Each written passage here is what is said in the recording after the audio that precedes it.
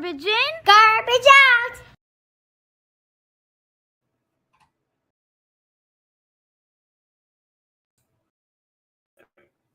Hey, how's it going, everybody? This is that Cyclops Guy, one of the, I guess you could say, 1/4 of the hosts of the Garbage In, Garbage Out podcast.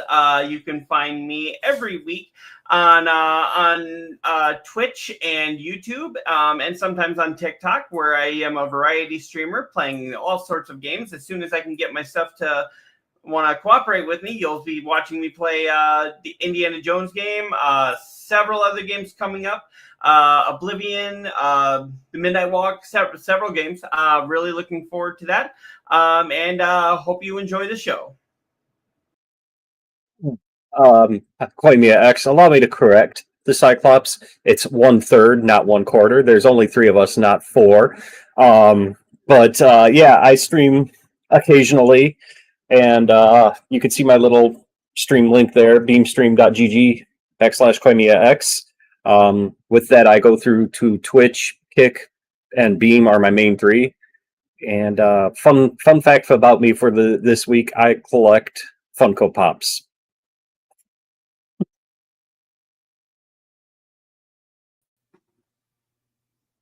What's up, losers? Neo-deth here, and welcome to my graveyard. I am the 3rd host of this, the ghost with the most, maybe, who knows?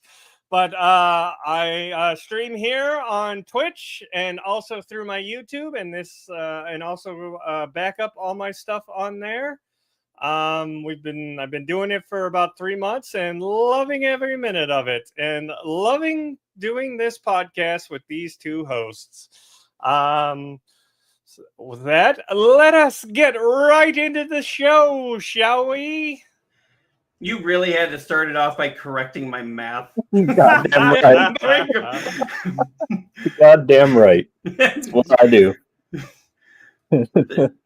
Okay, you know what? Math was never my strong subject. I mean, math's not my strong suit either. That's why I play video games online, damn it. It's the most simple, though. 1/3. There's 3 of us. Come on. A quarter? I was thinking a quarter because you guys brought up the looker right beforehand. And I was like, oh, that would have been 4. And all of a sudden I was like, 1/4. The minute I said that, I was like, shit. And I was just trying to move on past it. Then you bring it up. That's not how this show works with us. We do not move past shit. We Nope. bring it back up. Yep. So how you guys doing? Very good. Doing pretty good. I finally got some of my OBS stuff figured out, so hopefully I'll be able to be back streaming this weekend.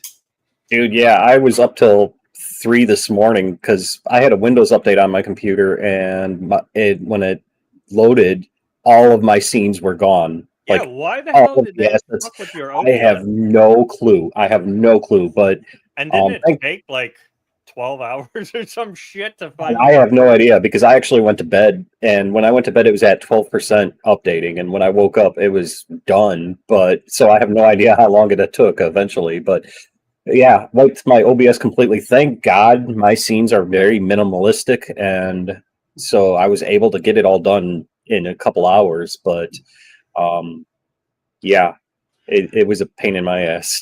I wasn't so sure I wasn't going to have to nuke my whole OBS and just restart everything from scratch, but at least I knew what to do, you know. But I was able to get that vertical thing off. That multi-stream thing is still showing up there, so I'm going to have to go in there and play around with it. But if all else fails, I will nuke OBS. We do have our first guest here. Oh, yeah? Oh, look at that. How's it going? You want to attempt to say that? I have no clue how you say that name. Vimus? What's going on here? We are doing a podcast where we talk about entertainment and video game news and anything else that tickles our fancy. Usually I have a much better background, but my wife decided she needed my green screen like 45 minutes before the show. Usually I have a much better mohawk, too. Usually I have a better gray beard. I was going to say, what a choice. I know, Koimiya, I told you last night when we were talking, I was like, yeah, I'm probably going to shave my beard before the show. And I woke up this morning and I was just like, it's going to be after the show. You know what? I think I just thought of our phrase for the show. We've got our eye on gaming. We do. Oh, wait, you serious? Let me laugh even harder.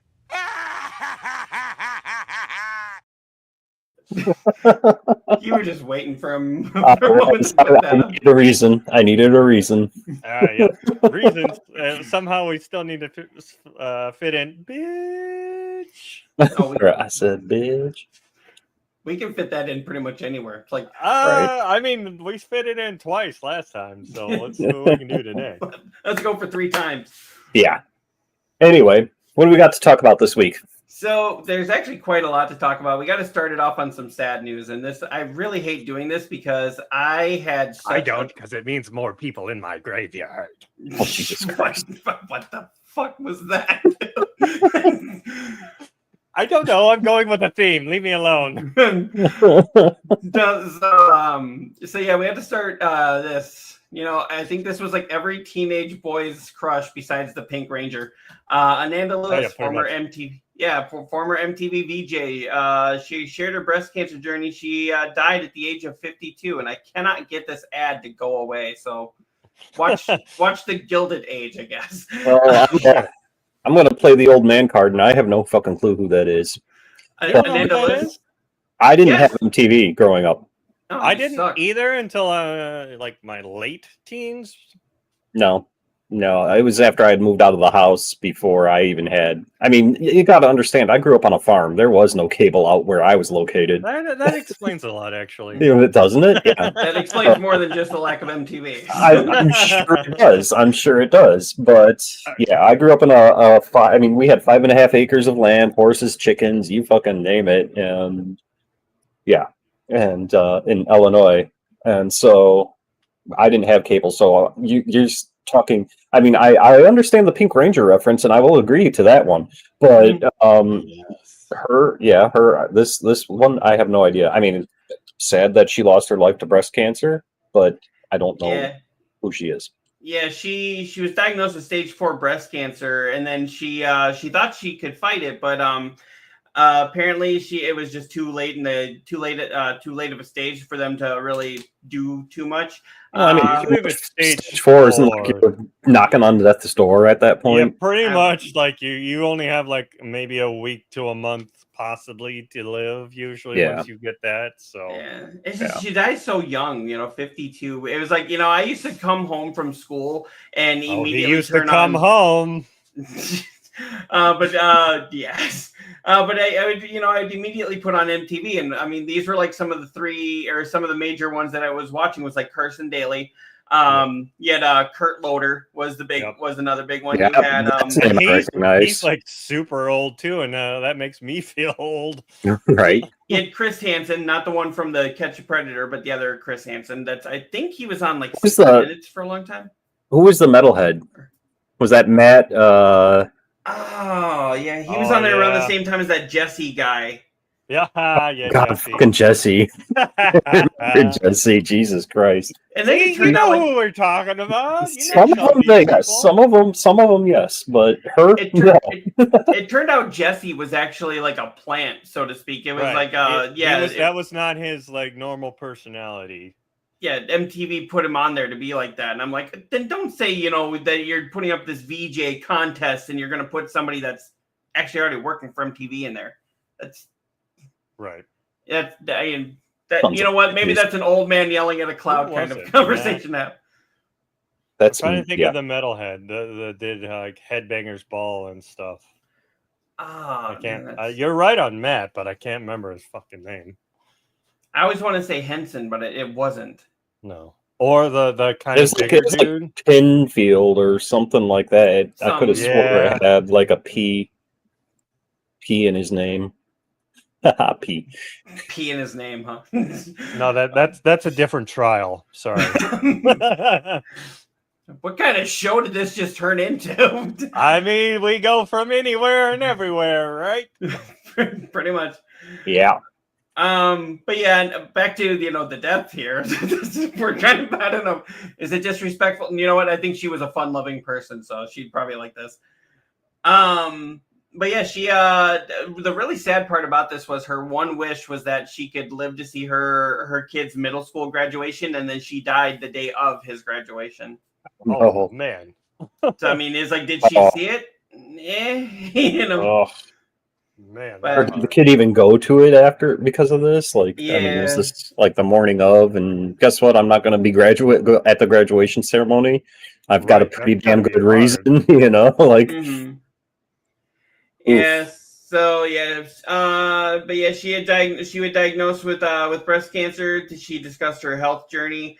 MTV Air. I'm not going to go through this entire thing, but yeah, she was had like so many of these MTV, like the beach house stuff, all these different things. The summertime. Yeah. You know what? She was one of my favorites there. She was actually one of them when they did what was that? Woodstock '99. She was one of them that was representing MTV, and because people were so mad at MTV for being like such like a teeny bop kind of place with Britney and Backstreet Boys, like people like kind of turned on her and Kurt Loder, and it was actually up to them and the producers, and they said they were the ones that decided to leave a little bit early, and they were luckily able to get out of there before you know what happened. Right. So Till the shit hit the fan. yeah, you know, I've talked about that before. A lot of people blame Limp Bizkit. I do not blame Limp Bizkit for that one bit. I'm like, it's just so easy because they sang a song called "Break Stuff," and then I people mean, broke usually stuff. metal shows are pretty wild as it is, and then just the way they had the situations. Like, I believe they didn't have water; they had No, literally it was a shitty clusterfuck. restrooms. Yeah, so it was the venue, more the venue's fault in the situation that you created, and then fans were just having it. They're not going to just fucking sit there and take it. I will say this though. I will say this. They got some damn good pictures of my man crush at that show. Trent Reznor. They got some damn good pictures of Reznor. So all covered in mud and shit. From My big, you man know, crush. Is that my what man you crush. just I did say that. Yes, Reznor is one of my men crushes. David Okay. Tennant is one of my man crushes. So, you know, Okay. I'll Good to freely. know. I've got man crushes. So I think we all do at some I point. don't. but Yeah, I don't know if I'd call it a man crush. I'd kind of more idolized, maybe, or of Marilyn Manson. Like, he was always my looking up to and going, "Fuck the society and what you're doing. I'm going to fuck against that." do those thoughts still hold with all the allegations against him now? Yes. I mean, he doesn't sing as well as he used to, but Oh, no. His voice is shot. but definitely, yes, he's the one that kind of put me against the world of fuck you. I'm doing what I want.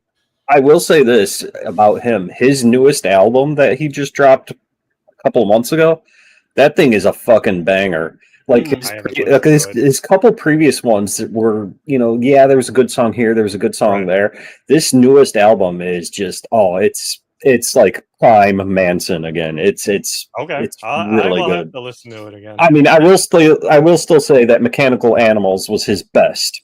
No, I would have to say Antichrist. No, out of those, I'd say Antichrist too. Yeah, they that was like his both pinnacle fun. good, and then you came off it with Mechanical Animals, which was good. It is good, but you have to take it as a kind of the flip side of Antichrist. Right. Yeah. But I mean, he even said they tell a story, and he said he knows the listing of songs. Like, he won't release publicly the order of songs in his head to telling that whole story. He's Damn, he should do that. That would he be said he so wants to leave awesome. it. He wants to leave it to the fans' interpretation. Because I think the one after Mechanical Animals as well. What was that? Hollywood. Yeah. I think that one is like the part 3. It was like a trilogy. Antichrist, Superstar, Mechanical Animals, and Hollywood were like a trilogy. Hollywood wasn't as big though as the other two. Well, Hollywood. I mean, it had some bangers again, but yeah, it wasn't like a cover to cover. You could listen to it, and fucking every song was awesome, like the other two were. But well, Hollywood also was like, I mean, you got to figure that was his first release after Columbine, and so, you know, and he had gotten blamed for all of that shit. Right, but I mean, So he never gave a fuck about being blamed for that. So yeah, his If whole any- thing was Anyway, Yeah, it pretty much just gave him more notoriety, like got his name more out there. I Yeah. mean, the thing I always ask people is, when I say Marilyn Manson, what's the first thing that pops into your head? First Mhm. thing, what is it? Tell me what it is. Cyclops first. What's Probably, first thing? probably him. Probably the video of either Beautiful People or the Dope Show. Okay, not what I Um, was going for, but I mean, it's like a barrage of things that instantly go in my head, and then I'm like, Mostly oh, and then he had his rib removed. I'm like, no, he didn't. that's it. That's it. the That's the one thing that that's got him out there. that or he was the kid from Wonder Years. Yep. No, So, those two rumors, which I'm pretty sure he probably put out. I'm sure he did. Those are the It didn't- things that, like, you think of that name. That's the first thing that pop. Oh, that guy that had his ribs removed. I And the mean, I third remember one- being in high school talking about that all the time, and then you get older, you're like, you can't even fucking do that. Why the fuck? And then the third one was he's a priest in the Church of Satan. And Yeah, that one wasn't as big as the other two. As the no, rib, yeah. and Even my mom heard about it's- the rib thing, and she was nowhere near a Marilyn Manson Yep. fan. the funniest thing is the closest one to the truth would be the preacher one, because Anton LaVey gave him a card that, like, basically when he handed him the card, he said, "I'm going to ordain you as a priest." And Manson took the card, but like that was it. Like, that's the one that has the most truth to it. But yeah. I mean, I'll give you a quick story. On one of the other reasons I love Manson was, so when he came out really big with Beautiful People, I went and I got his for that CD, and I started picking up his other CDs. And my grandma, who we were living with, was super religious and literally told me I could not listen to him and made me throw out one of his CDs I had just purchased. So that made me like, fuck you, I'm going to listen to him even harder. Like, I hid it under my bed, but I would still listen to it.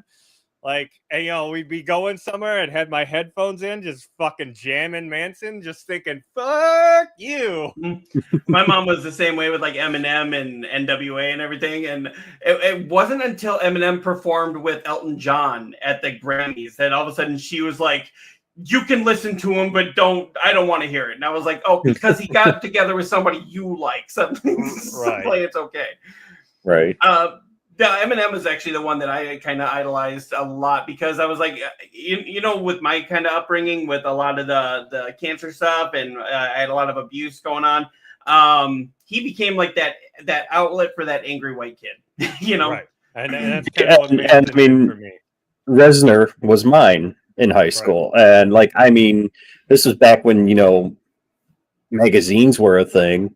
And like, I would go into the mall and I would What's buy, a magazine? Can you I would buy like every magazine available that had even like one page about 9-inch nails. And then what I would do is even buy like 2 copies of the magazine, one to read and one to cut out the pictures and hang on my bedroom wall. Like, I had like my wallpaper was literally just a wall to wall of Trent Reznor. And like posters and magazines and I didn't go everything. that far, but yeah, any article I could read on him, even if he put out, one song on a soundtrack, I would go buy that fucking soundtrack. And a lot of them would be, covers, and I didn't know that, but I'm like, hey, this song's pretty good. Or, even his original, like his one off of, I believe, Lost Highway. Yep. Apple of Sodom. Yeah. I'm like, oh, great that's fucking song. Great fucking song. Good. You know what I really respect about Trent Reznor is actually after Johnny Cash did the cover of "Hurt," I Hurt Myself. He actually went out there and said, "That's no longer my song. That's Johnny's song." Yep. Yeah. And I was like, when you can respect somebody that took your music. I mean, didn't take it, but obviously they had permission to do the cover. But it's like, he can respect somebody that took that and actually say that version's better than mine. I'm like, you know what? That's a true artist. When he can say he did it better than me, and I'm the one that created it. Yeah. Right. Yeah. I think the only one that's done something similar. Well, I know others probably have, but God, who was it? Paul Simon actually said that Disturbed's version of The Sound of Silence. He wasn't throwing shade, but he said if he's heard millions of renditions of this song, and his favorite is Disturbed. And then he came out and said that's my second favorite version of the song. And the interviewer asked him, what's the first? And he's like, well, mine, of course. I have to say, I'm not a fan of their Sound of Silence. I actually like Bobo Flex's version, which came out long time ago. We got another comment here. Hey, Junior. Hey, Junior. Junior says, good day. How you doing, Junior? Thank you for joining us. We appreciate it. But I remember when Disturbed put out Sound of Silence, I was so surprised that kind of song was coming out of them, and they hit it so hard there at the end. It was like, it's a pretty mellow song until that end when he gets his iconic vocals in there. Yeah. And that was like the first time I actually played a Disturbed song in front of my mom and my mother-in-law, and they're like, who sings that? I gotta, and I was like, that's Disturbed. And they're like, no, that's the guy that's like, hey mommy, and I was like, yeah, that's the same guy. So anyway, I don't know how we got off on this nostalgia trip. Well, it was because yeah, I know Man Crush. The 90s, and we were It's bringing because up I all said Man that. Crush. So, all right, let's get back onto our somber. Yeah, So, another super sad one, and maybe if I pulled the thing up first, that would. Oh yeah, we have another death to talk about. Yes, we do, and it is still musical, so we're still in the right thing. This one not actually laughing at deaths. I'm just laughing at this. Hits kind of hard. I mean, you can't say that it's too soon because he was in his 80s, but at the same time, the legendary Beach Boys lead singer and songwriter Brian Wilson died at the age of 82. This is just, when you lose two, would you say Ananda Lewis is part of the music, part of a music legacy? I mean, she was a VJ on MTV, which at that time was actually MTV, not this bullcrap it is now. Right. It'd be like losing Kurt Loder, which was, he's the one that gave us the news and would also, do other little things. Like, it's all inferential to the people that were growing up at that time. Yeah. Really quick, Junior comes back and says Bad Wolf's zombie remake is epic too. Mm-hmm. Yeah, so. I would say so. Yeah. What's in my head? I actually have that on my Spotify playlist. You are not Bad Wolf. Huh? I said you are not Bad Wolf. Yeah, no, I'm not. You are just bad. I could probably be a rapper. I don't know if I could be a singer. I did listen to your rap video that you put out on TikTok, and that was actually pretty good. I was quite impressed you were able to do that. I have been doing that since I was in high school. And really? Yeah. I don't know why you don't do more of it. Well, when I did it in high school, I was very angry, and those lyrics represented that, we'll just say. Oh, so that's an old song that you just finally put a video to? Yeah, the one that I did there, actually, when I wrote that, I was working at Borders Books. So let's tell you how old that was. Okay. And that was actually my first store. And so that was prior to 2010. 2010. 2010. Apparently, I don't know numbers. But you go prove that. Well, this is going to show how bad I am at math. Yeah. Yes, but yeah, so I wrote that one actually while I was working at Borders, and we were going through a lot of the stuff that I put on there. And then as I got older, I was like, so even though we don't have the financial problems that we do now, a lot of what I wrote there actually still rings true for so many people today. And then I was just picking up something for my wife that day, and I was like, record. I can't tell you how tired I am of being again. I was like, okay, I'm just going to do it. Put it out there, and actually that became one of my most viewed videos. Is it? Nice. Congrats. I couldn't believe how many people were like, it's pretty good. A couple people went on there like, oh, this sucks. Don't quit your day job. But most people were there going like, you just put my life into words. Right. And that's what music's about, or even like content creating is just, connecting with the same people that have your feelings or know what you're going through. That's why I connected so much with Eminem, because I was like, I'm super pissed off too, even though I'm not going to, right. cut heads off and stuff like that. I mean, as a kid, as an angsty teen, music was kind of my outlet too. But yeah, I would write songs, poems, whatever you want to call them, but I could never I couldn't sing them. So I would just do the lyrics, and it would help me get my angst out. Well, a kind of fun little side story. When I got moved to Minnesota, which was about 4 hours from where I grew up. So, and I spent my last 2 years of high school. So I grew up all the way in Sycamore, Illinois until my last 2 years of high school. And then all of a sudden I'm being moved to, in my formative years, I'm being moved 4 hours away, new school, new everything, didn't know anything. So I got there and I started writing in my book a lot. And some of the kids saw it and they were like, oh, this is really good. Well, I left my book in the English class one day because I grabbed everything but the book. And the girl that came in next, she saw it and she opened it up and she got scared. She thought I was like writing like some sort of hit list on here. Oh, I mean, it was like, it was a pretty violent, like, you know, like I'll do this and I'll stab it. And I was like, wait, because that was just the anger that I had at the time. And what does she do? She takes it to the teacher, who takes it to the principal, who calls my mom instead of actually just giving it back to me. And my mom was like, "Oh yeah, he's I'm going to get him into counseling." They weren't really scared. They knew that I didn't even have access to any kind of weapons, so they were like, right. So eventually they gave it back to me, and they're like, "We will not find this again." I'm like, okay. Well, then the very next, I want to say like a few weeks later, we were living in Minnesota. We were visiting my grandparents in Illinois. So we were staying at my grandparents' house. I brought the book. And what do? I left the book there. So, of course, what happens? My grandmother finds it, opens it, reads it, and calls my mom. You're like, yes, we've done this before. I even told her. That's whatever you were talking about for you. Shut up. Stupid old man. She gives it to my mom, and my mom's just like, "You've got to stop bringing this around people." Right.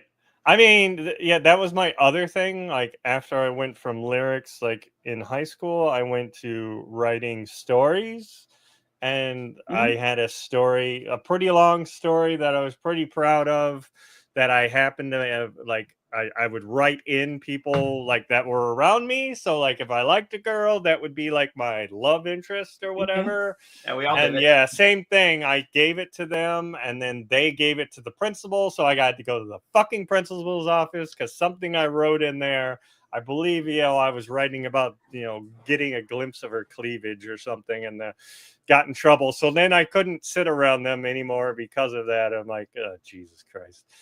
Like, that was the only way I knew how to, like, communicate, per se, to, especially the other sex. Like, I was very nervous. Diary.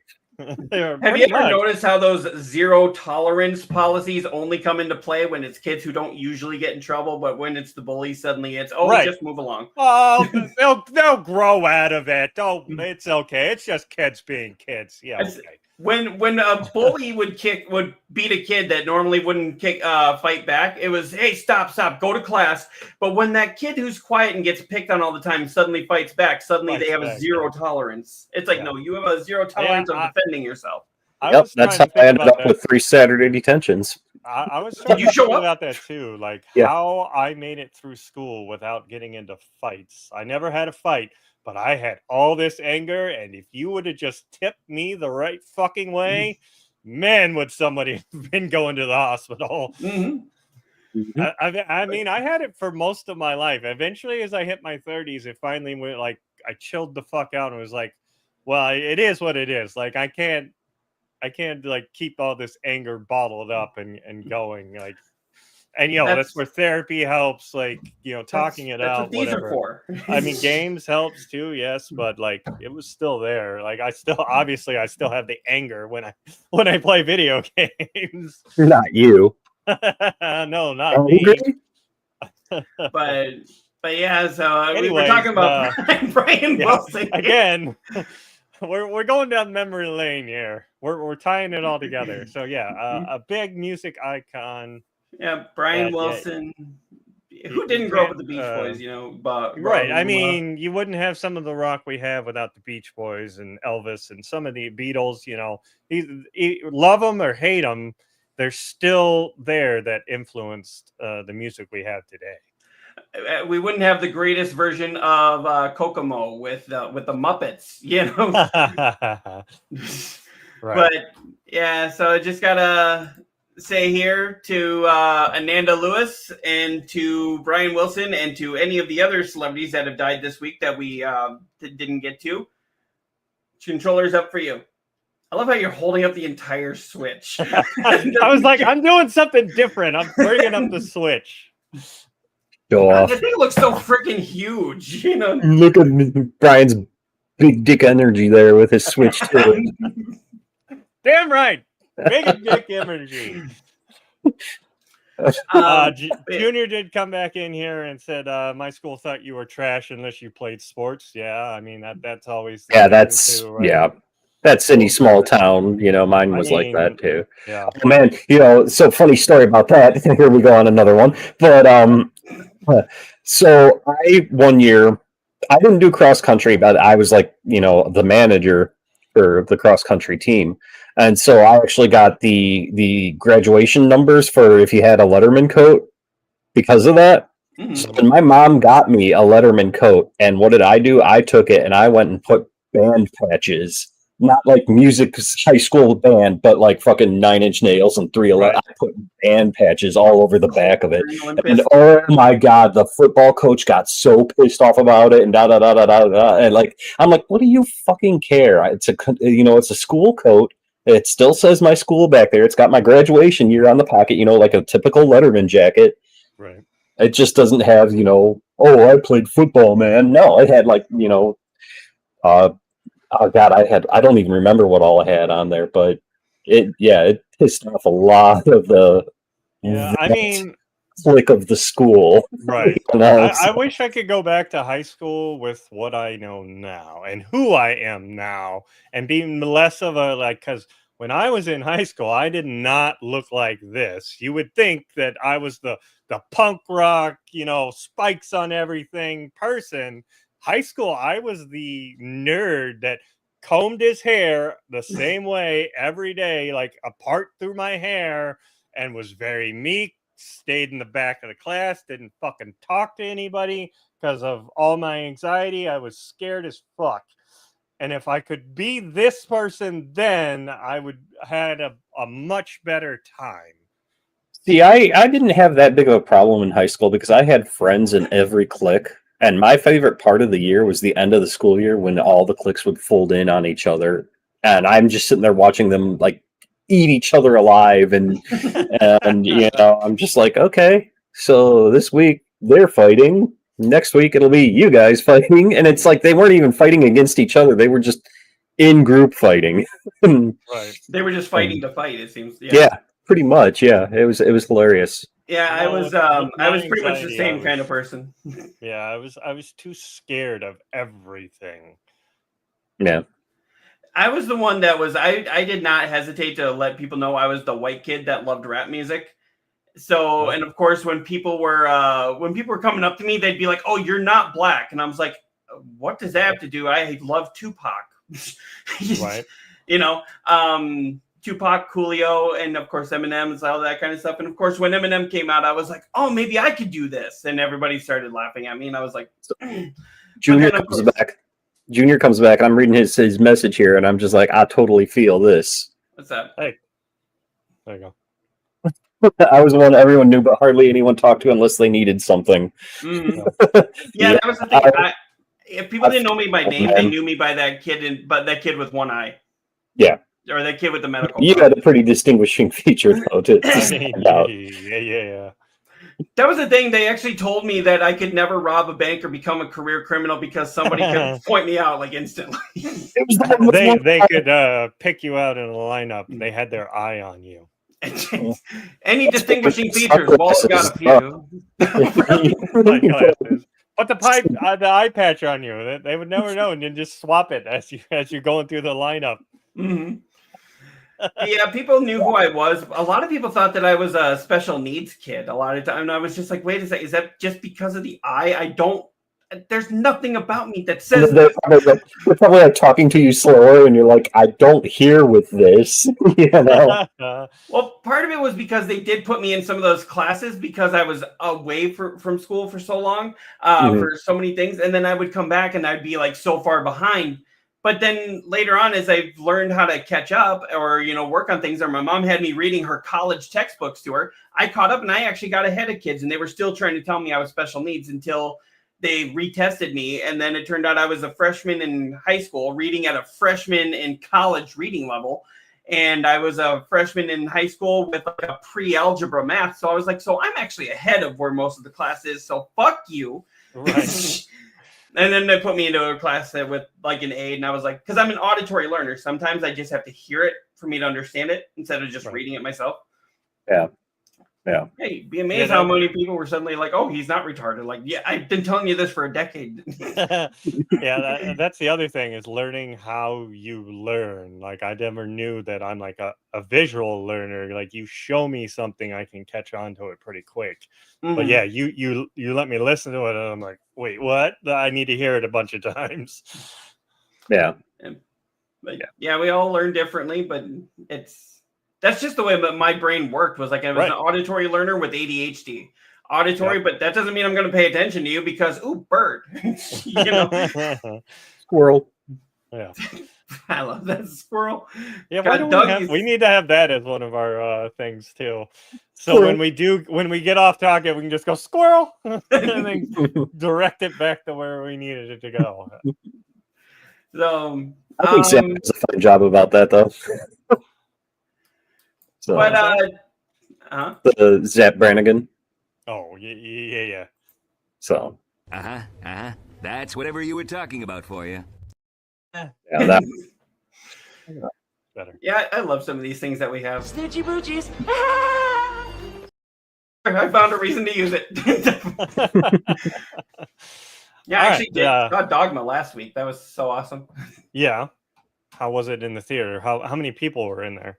There was actually a good amount. I would say the theater was most likely a little over a quarter of the way full. Nice. And it was in one of the bigger theaters. So I would say, if I had to put a number on it, I'd say there was at least like 60, 70 people in there. Good amount. All right. So, it's not just you guys watching it, with nobody there. We were all laughing at the same parts that we have over the last 30 years. It's like, I don't care. Sometimes it's nice to see it back on the big screen because you can see things again in a different view. You know the jokes, but you might be going, oh, I'm looking over here. Oh, there's something in the background or whatever the case may be. I'm just glad that he got the rights back because now that means a 4K Blu-ray is going to be coming eventually. Yeah, he said that. So. I didn't know this until just recently, but did you know the role that Chris Rock got for the 13th Apostle? They were actually writing that for Samuel L. Jackson. I did not know that. When he wrote it, he actually had Sam Jackson in mind for it, and Sam was just coming off of Pulp Fiction and Jackie Brown and a few others, and they really wanted this big name. But I guess Chris Rock lobbied for that role. And once he got it, they were like, Chris Rock wasn't the powerhouse that he is now, but he was getting to be that. And they were like, okay, well, you put him with Selma Hayek and Alan Rickman and George Carlin, and there you go. So magic. Mm-hmm. I still think one of my favorite stories about that whole thing is when it came out in theaters the first time, and Kevin Smith was at the protest for his own movie, and was even made it on the local news. He wouldn't admit that it was him. He was like, I don't know. I've been told I look like him, but. Yeah, I actually found out recently, though, apparently he knew George Carlin because Kevin Smith did stand up. So he was at an event that George Carlin was at, and he actually called George Carlin and asked him to be in the movie, and Carlin wanted to know what the movie was about. And the minute he said that, he's like, you're going to put me as a cardinal? I'm atheist, right? And he's like, yeah, that's the joke. And he's like, oh, okay, I get it, and signed on. And Alan Rickman is like, how did you get Gruber, to be that? And it turned out that Rickman wasn't a fan of Clerks or Mallrats, but he loved Chasing Amy and said, I want to work with that director. So Chasing Amy's probably one of my favorite Kevin Smith films, honestly. So yeah. I would have to say my favorite would be Mallrats. Mallrats was a good one, too. That's the one that brought me into knowing his stuff. Yeah. I didn't learn about Jay and Silent Bob until Dogma. So that was actually my first introduction to them. And then once I knew that they had been in 3 other movies. I was like, okay, that's when I instantly became a Kevin Smith fan.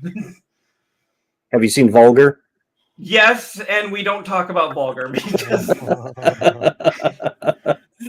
I never saw Tusk though.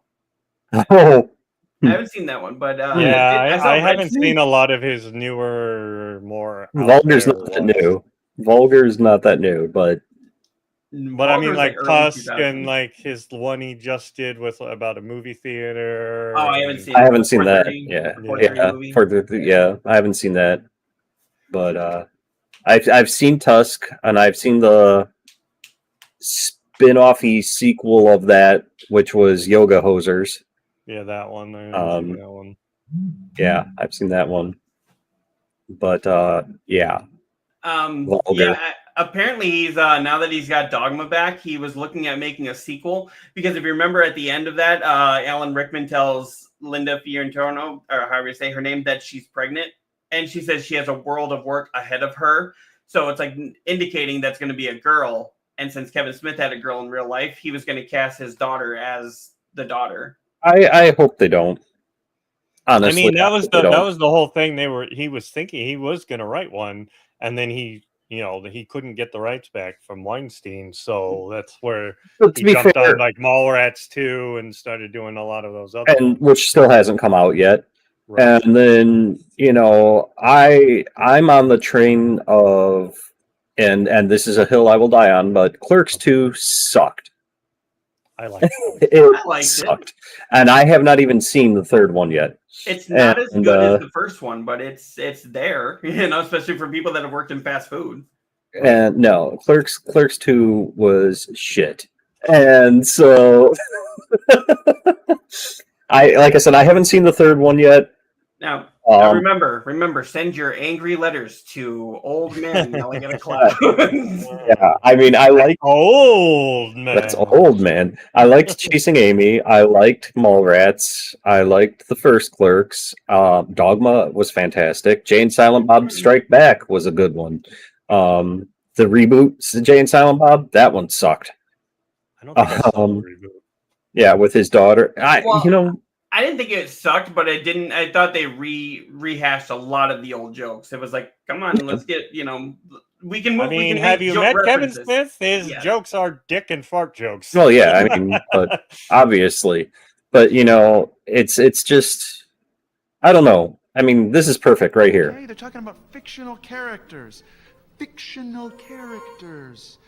Am I getting through to you at all? Like, I don't know. Clerks 2 sucked. There, I said it. Okay. What about did you guys ever watch that one Zach and Miri Make a Porno? Yeah, and I hated that one. Why? That one it was so incorrect. I mean, it was, but it just wasn't. I don't know. It didn't fit all the other ones, I guess. Yeah, I could see that. Although it did give us the great Huck It, Chuck It football scene. I love that one. So, was that Zack and Miri? I'm pretty sure it was. Maybe. I'll have to look it up. Looks like we're all getting spammed on Kick by the same thing. Are we? Yeah. I'm a streamer too. Join me in my stream. I'll follow you back. I got the same different person saying the little exact same thing. Is this person's name Nacho Mama? Yes, Nacho. That's a fantastic. Oh, maybe not Nacho. Damn. Yeah. Close. Not you. I love that his streamer name is not even the same name as his streamer URL. Did you see that? Yeah. Actually, that's the same URL that came up on my Kick too. Wait, literally the same is it the dude from Twisted Sister? Is he like D. Snyder? He's like I might actually watch that. I would if it was D. Snyder, But we did get a comment back from Junior. Feels like there's too many next in the series movies coming out to the ones that should have stopped at the last one. Yep, I mean that's mostly what they're doing. Well, look at that, D. Snyder, man. He's got a lot of usernames here. Does he? Look at that. We've got This one. Oh, yeah, I was gonna say all of a sudden kicks blow. This is why I don't like kick. There's a lot of So now Ender and Cell is who's using the same URL as Mama. And You know what? No, I love it. Let's fuck with these people. Let's let you know what? We'll go ahead and spam us. We'll make fun of you. You know what? go for it. So, but yeah. Bring it, pickle dick. Okay. All right. But yeah, but did you guys happen to see the Xbox showcase from last week? Usually we would have jumped on here and done something for it, but we didn't yet. But yeah, so everything that was mentioned at the showcase, including one that was available right away here. I know, Koimiya, you said you pretty much liked everything except for what you called the wet fart of Black Ops 6. I did not say I like everything. I said that was the weakest showcase of the weekend. Well, somebody said that. Who said? Wasn't me, because I didn't watch it. No, dude. You remember in our private messages, you're like, that thing was fire, and I'm like, was it though? Because Yes, it was. No, it was not. Yes, it was. What is wrong with you? The looker is here. I hate the Facebook app for watching streams. What's up, looker? Looker, we thought you were going to come this week, fucker. But yeah, I mean, here was a kind of a little thing for what they announced. They have the Outer Worlds 2, which honestly I never played the first one, so I'm not too excited about that. And it looks good for anybody that's interested in that. Black Ops 4 had a good trailer at the very beginning. I thought it was going to be something sci-fi, and then they were like Call of Duty Black Ops. I was like, oh, okay. I got nothing against it, but See, Junior gets it. wait. It was fire like a car on fire after it crashed. What did he say here? I only feel guilty 1 week at a time. Yeah, because we said the same thing last week about we thought he was going to be on. Yeah, we didn't follow up with them on when they could get it. It was all on Dingy, like what it could fit into Dingy's schedule. Damn it, Dingy. Hurry up and make a decision here.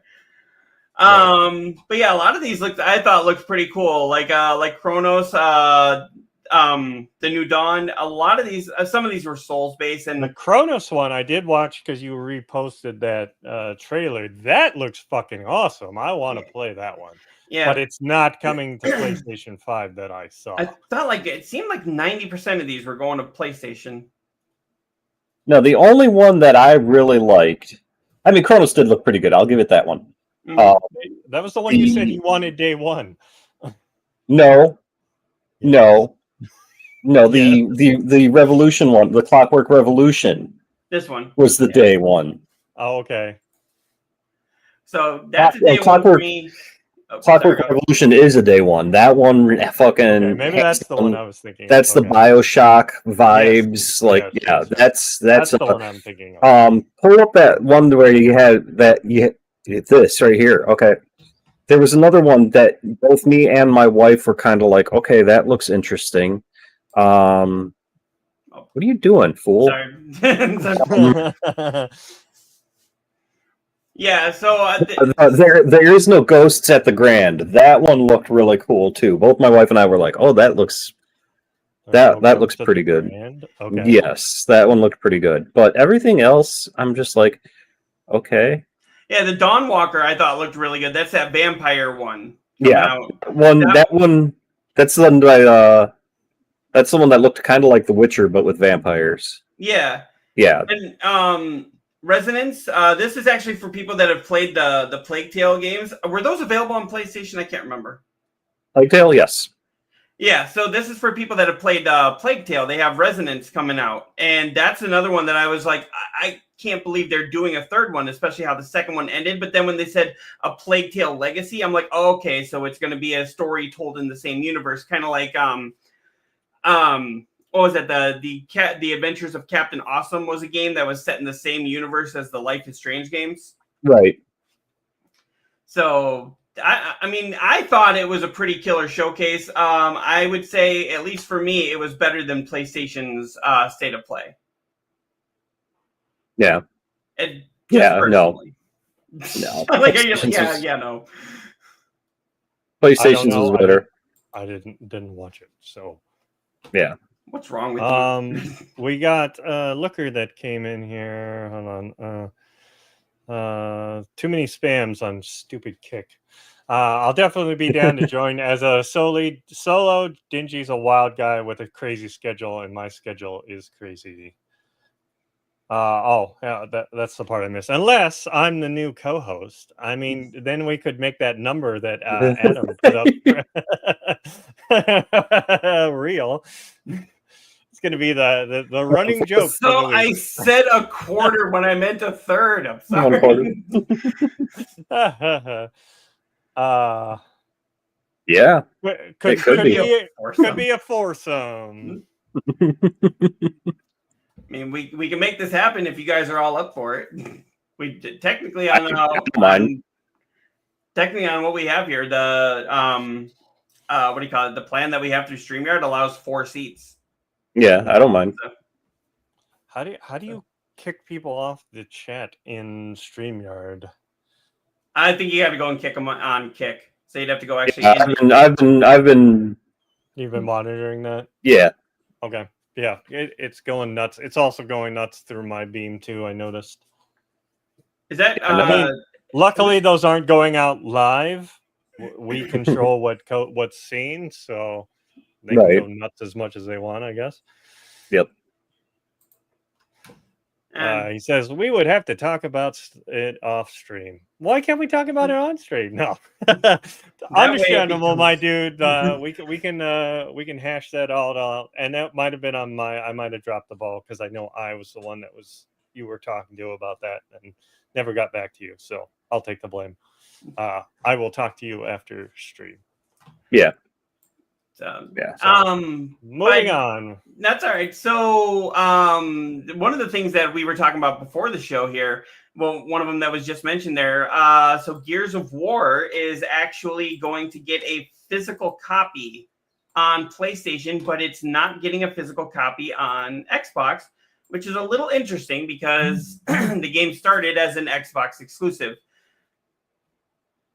So it's only getting physical on PS5? That's what I understand here. Yeah, Microsoft owned title. I'm sorry. And Gears isn't the only Microsoft owned title that will be getting a physical standard edition for PS5, Xbox Ninja Gaiden 4, and Outer Worlds 4. Or I'm sorry, Outer Worlds 2 are in the same boat. Yeah, but if you see, you kind of skipped it where it says. The actual sentence is Microsoft owns title that will get a physical standard edition on PS5, but not Xbox. Oh yeah, I'm sorry. So yeah, so they're coming out with these games that are going to be, Yeah, but I mean, it's remaster. I guess they've already played the game, right? So we're for PS5 players are the first ones getting. I mean, how many times has Gears been remastered? Yeah, once that I know of. I mean, so. Okay, so I mean that one was remastered for Xbox a couple of years ago, but if you're making it better on PS5, you should still, I would think, PlayStation does it. They put out physical copies of remasters all the time. For sure. I mean, just look at what's happening with The Last of Us Part 2. Right. Looker comes back here because I need to talk to the wife first. She'll kick my ass. And you'll have to listen to me cry. No, I don't want to listen to you cry. You're fine. Where's what I want? No, but also on top of that, the Gears of War Reloaded, the standard edition, even though it's going to be a physical copy, is only going to be $40. So you do not have to pay a full $70 for this new version, and especially for PlayStation players like neo-deth here, who has never played it because he doesn't play Xbox. That's a good deal. At least in my opinion, that's a good deal. There it is. Jesus, it's way down there. So, anyways, what I was trying to line up was with the Looker crying and stuff here. He just has to do this. I looked this woman in the eye. I said, "Bitch." You said that. Yeah, I said, "Bitch." I want to go there. I had to get it in there. I knew that I could do it, but I couldn't find the stupid thing when I wanted it. I do that with Rachel sometimes. I'll be like, because we work for the same place, and I'll be like, I just got off the phone with this customer, and I just said it. I said it. I said it. Bitch. But you did say that. Yeah, she'll do that like you did say that. It's like, yeah, I said that. Mm-hmm. She's like, if they pull that on the, if they pull that up, you're probably fired, right? And I'm like, Junior also came back here and said, I keep saying I don't want sequels. There are too many NES, Super NES, N64, PS1, PS2 games that need remaster. Conker's Bad Fur Day. Are very good. Conker's needs a sequel. It doesn't need a remaster. It already had the remaster originally on the Xbox. Didn't it get a sequel? No. No, he's shown up in other games, but he never got a full sequel. Yeah, Okay. Conker's Bad Fur Day. I would wholeheartedly. I need a new Parasite Eve too. Those two. The first. I mean, technically there was a third one, but it was on the PSP. And who the fuck played a PSP? So right. I would say Turok needs a new game, but we're getting a new Turok game. No, yeah, those games never needed that many sequels. They were not that good. And you could switch it to Green Blood. That was a huge thing back then. Yeah, I mean, yes. I remember I got that game as a birthday present, and my family was over there. Of course, I'm this little kid, and I'm sitting there playing it, and my aunt is, because you hear the screams and everything, so you hear the gunshot and the screams. My aunt was sitting there every time she heard it, she's like, like that, and I was like, "Is this bothering you?" And she looks, and she's like, "Yes," and I was like, "Okay, hold on."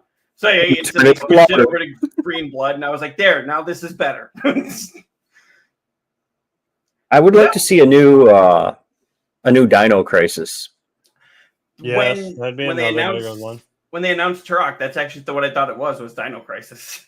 Yeah. Until they said it. So yeah, definitely. And that's one that I was surprised that didn't make an appearance at the Xbox show. Not Dino Crisis, but weren't they working on a new Perfect Dark? They yes. were. Mm-hmm. Yes, I haven't heard anything about it. I was surprised that there wasn't anything about Starfield. Like has Bethesda just given up on that game? Like, I don't know. I would have thought they would try and bring that into Xbox. Oh, you mean PlayStation? You mean PlayStation? Yeah. Yeah, I was just gonna say maybe that's what they're waiting for. Maybe they're trying to wait until they're deciding to bring it to PlayStation to announce any kind of DLC or anything else. Yeah, and there's been the rumors that it was coming to PlayStation, but nothing has been set in stone. And you would think that this Xbox showcase would have been a perfect opportunity to say, "Hey, by the way, this is now going to and maybe not even the Xbox showcase, but the Summer Games itself to say, hey, yeah, this is coming to PS5." Yeah, maybe, but it's so hard to tell which way the gaming industry wants to go now, because a lot of people were surprised that Wolverine didn't show up at PlayStation State of Play. But like we were talking about last night, remember what they did with Spider-Man? I mean, they announced it like 2 or 3 years, and then almost went radio silent on it until like 6 months before it was ready to release. Yeah, and then they kicked up that advertising, and then I was like, so that's almost minimal advertising and maximum effect, because it gets people excited with the announcement, leaves them hanging for a little bit, and then gets them super excited like leading up to it. Right. Junior comes back here, stop making sequels and remasters of games less than 10 years old. Correct. Mm-hmm. Like, I mean, yeah, you're not wrong. We don't need remasters and remakes of stuff that's you could literally already still play. Like, we need stuff from long ago that needs The Suffering polishing. Would be a good one. Did you ever play that one? No. The Suffering? That's the one you always bring up. Oh, he also brings up Manhunt. Yep. Yes. Those are his two go-tos. I want a sequel. I want remasters and sequels of those. And the Punisher from the PlayStation 2 days. Come on. I would say Chrono Trigger needs a remaster and done right.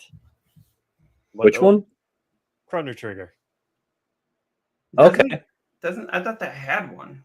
Mm-mm. I could be wrong. I They've probably am. redone it, like how they've made the Final Fantasies look better in like the Nintendo DS and stuff.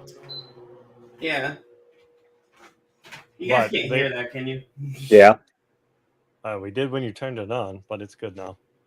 It's getting hot in here. Well, I've got the lights on me, and I've got the computer going, and I've got a TV going, and it's just like it gets hot in here.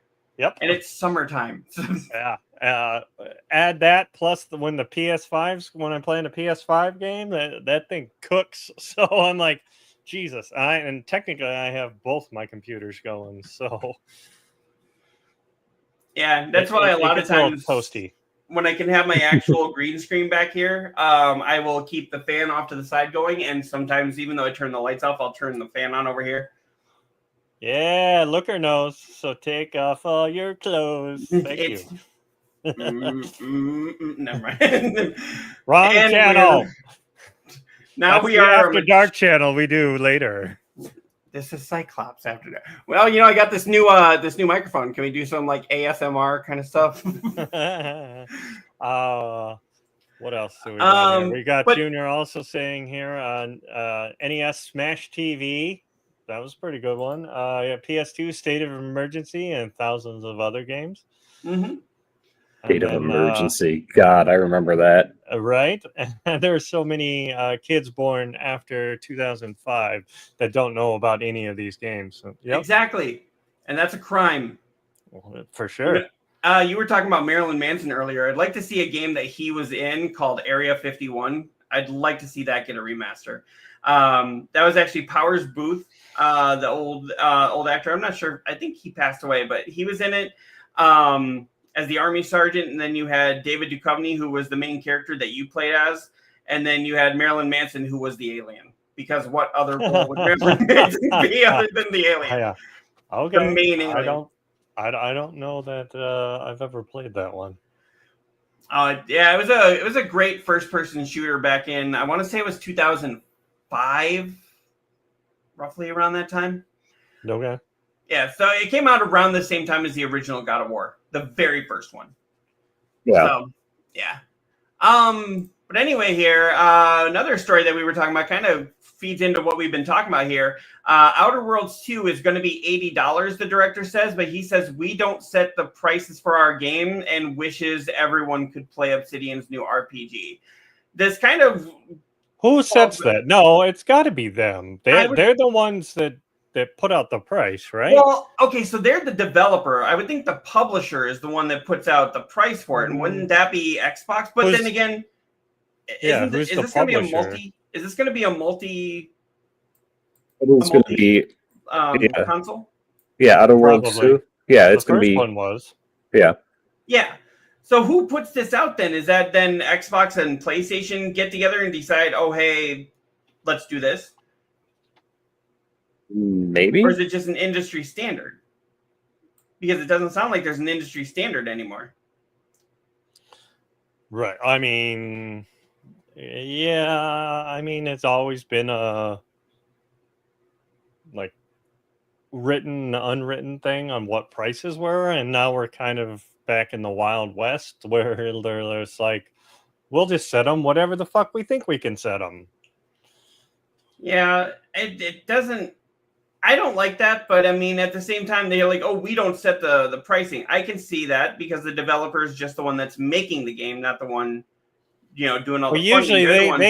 they gotta be saying something to their whoever's publishing it, like, hey, we need to hit this amount of money because we put this much money into it, or something like that.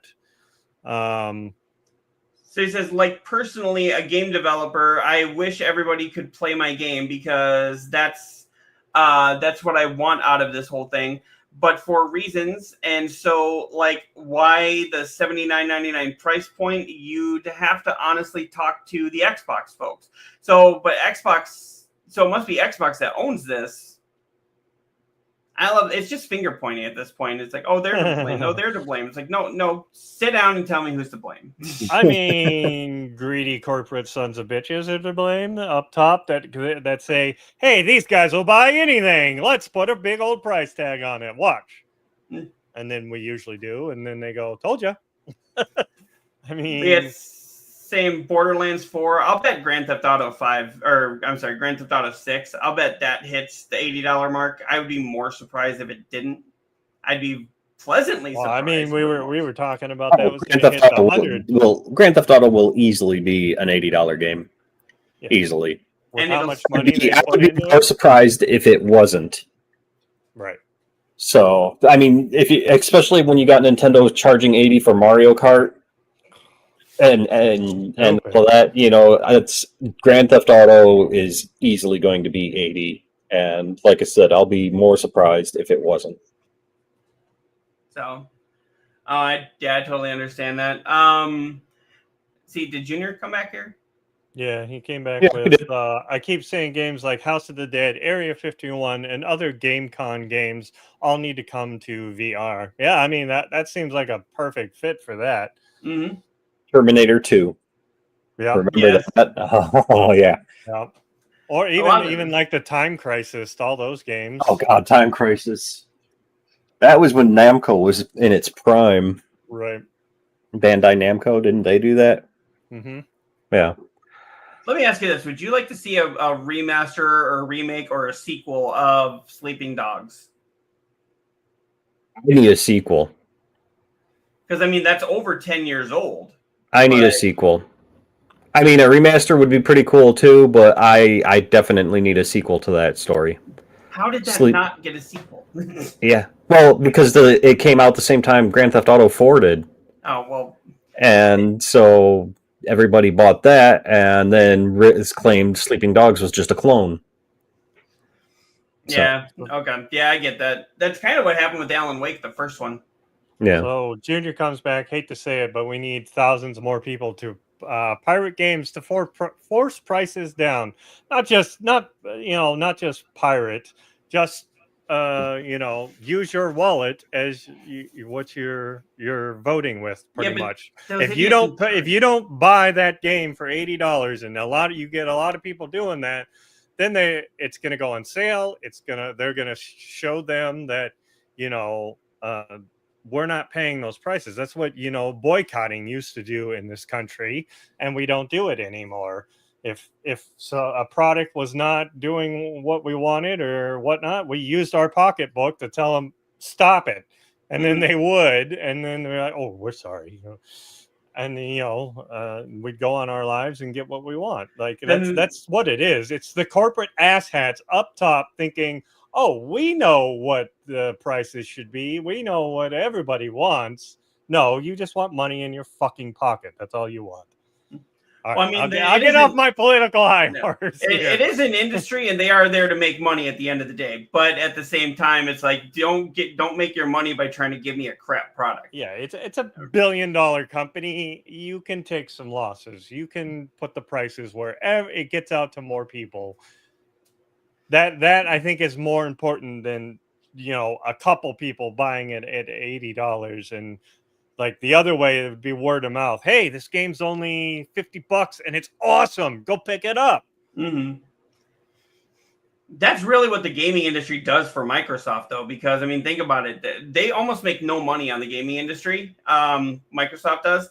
They make very little money. They make no money on those consoles, but then where they make it up is the hardware. But then they also look at it as, oh, if we got a Microsoft Xbox in their house, they'll buy Microsoft headphones. They'll buy brand loyalty, and to a fault, I may be that too. But most of the time, it's like I'm not spending that money unless I really need it.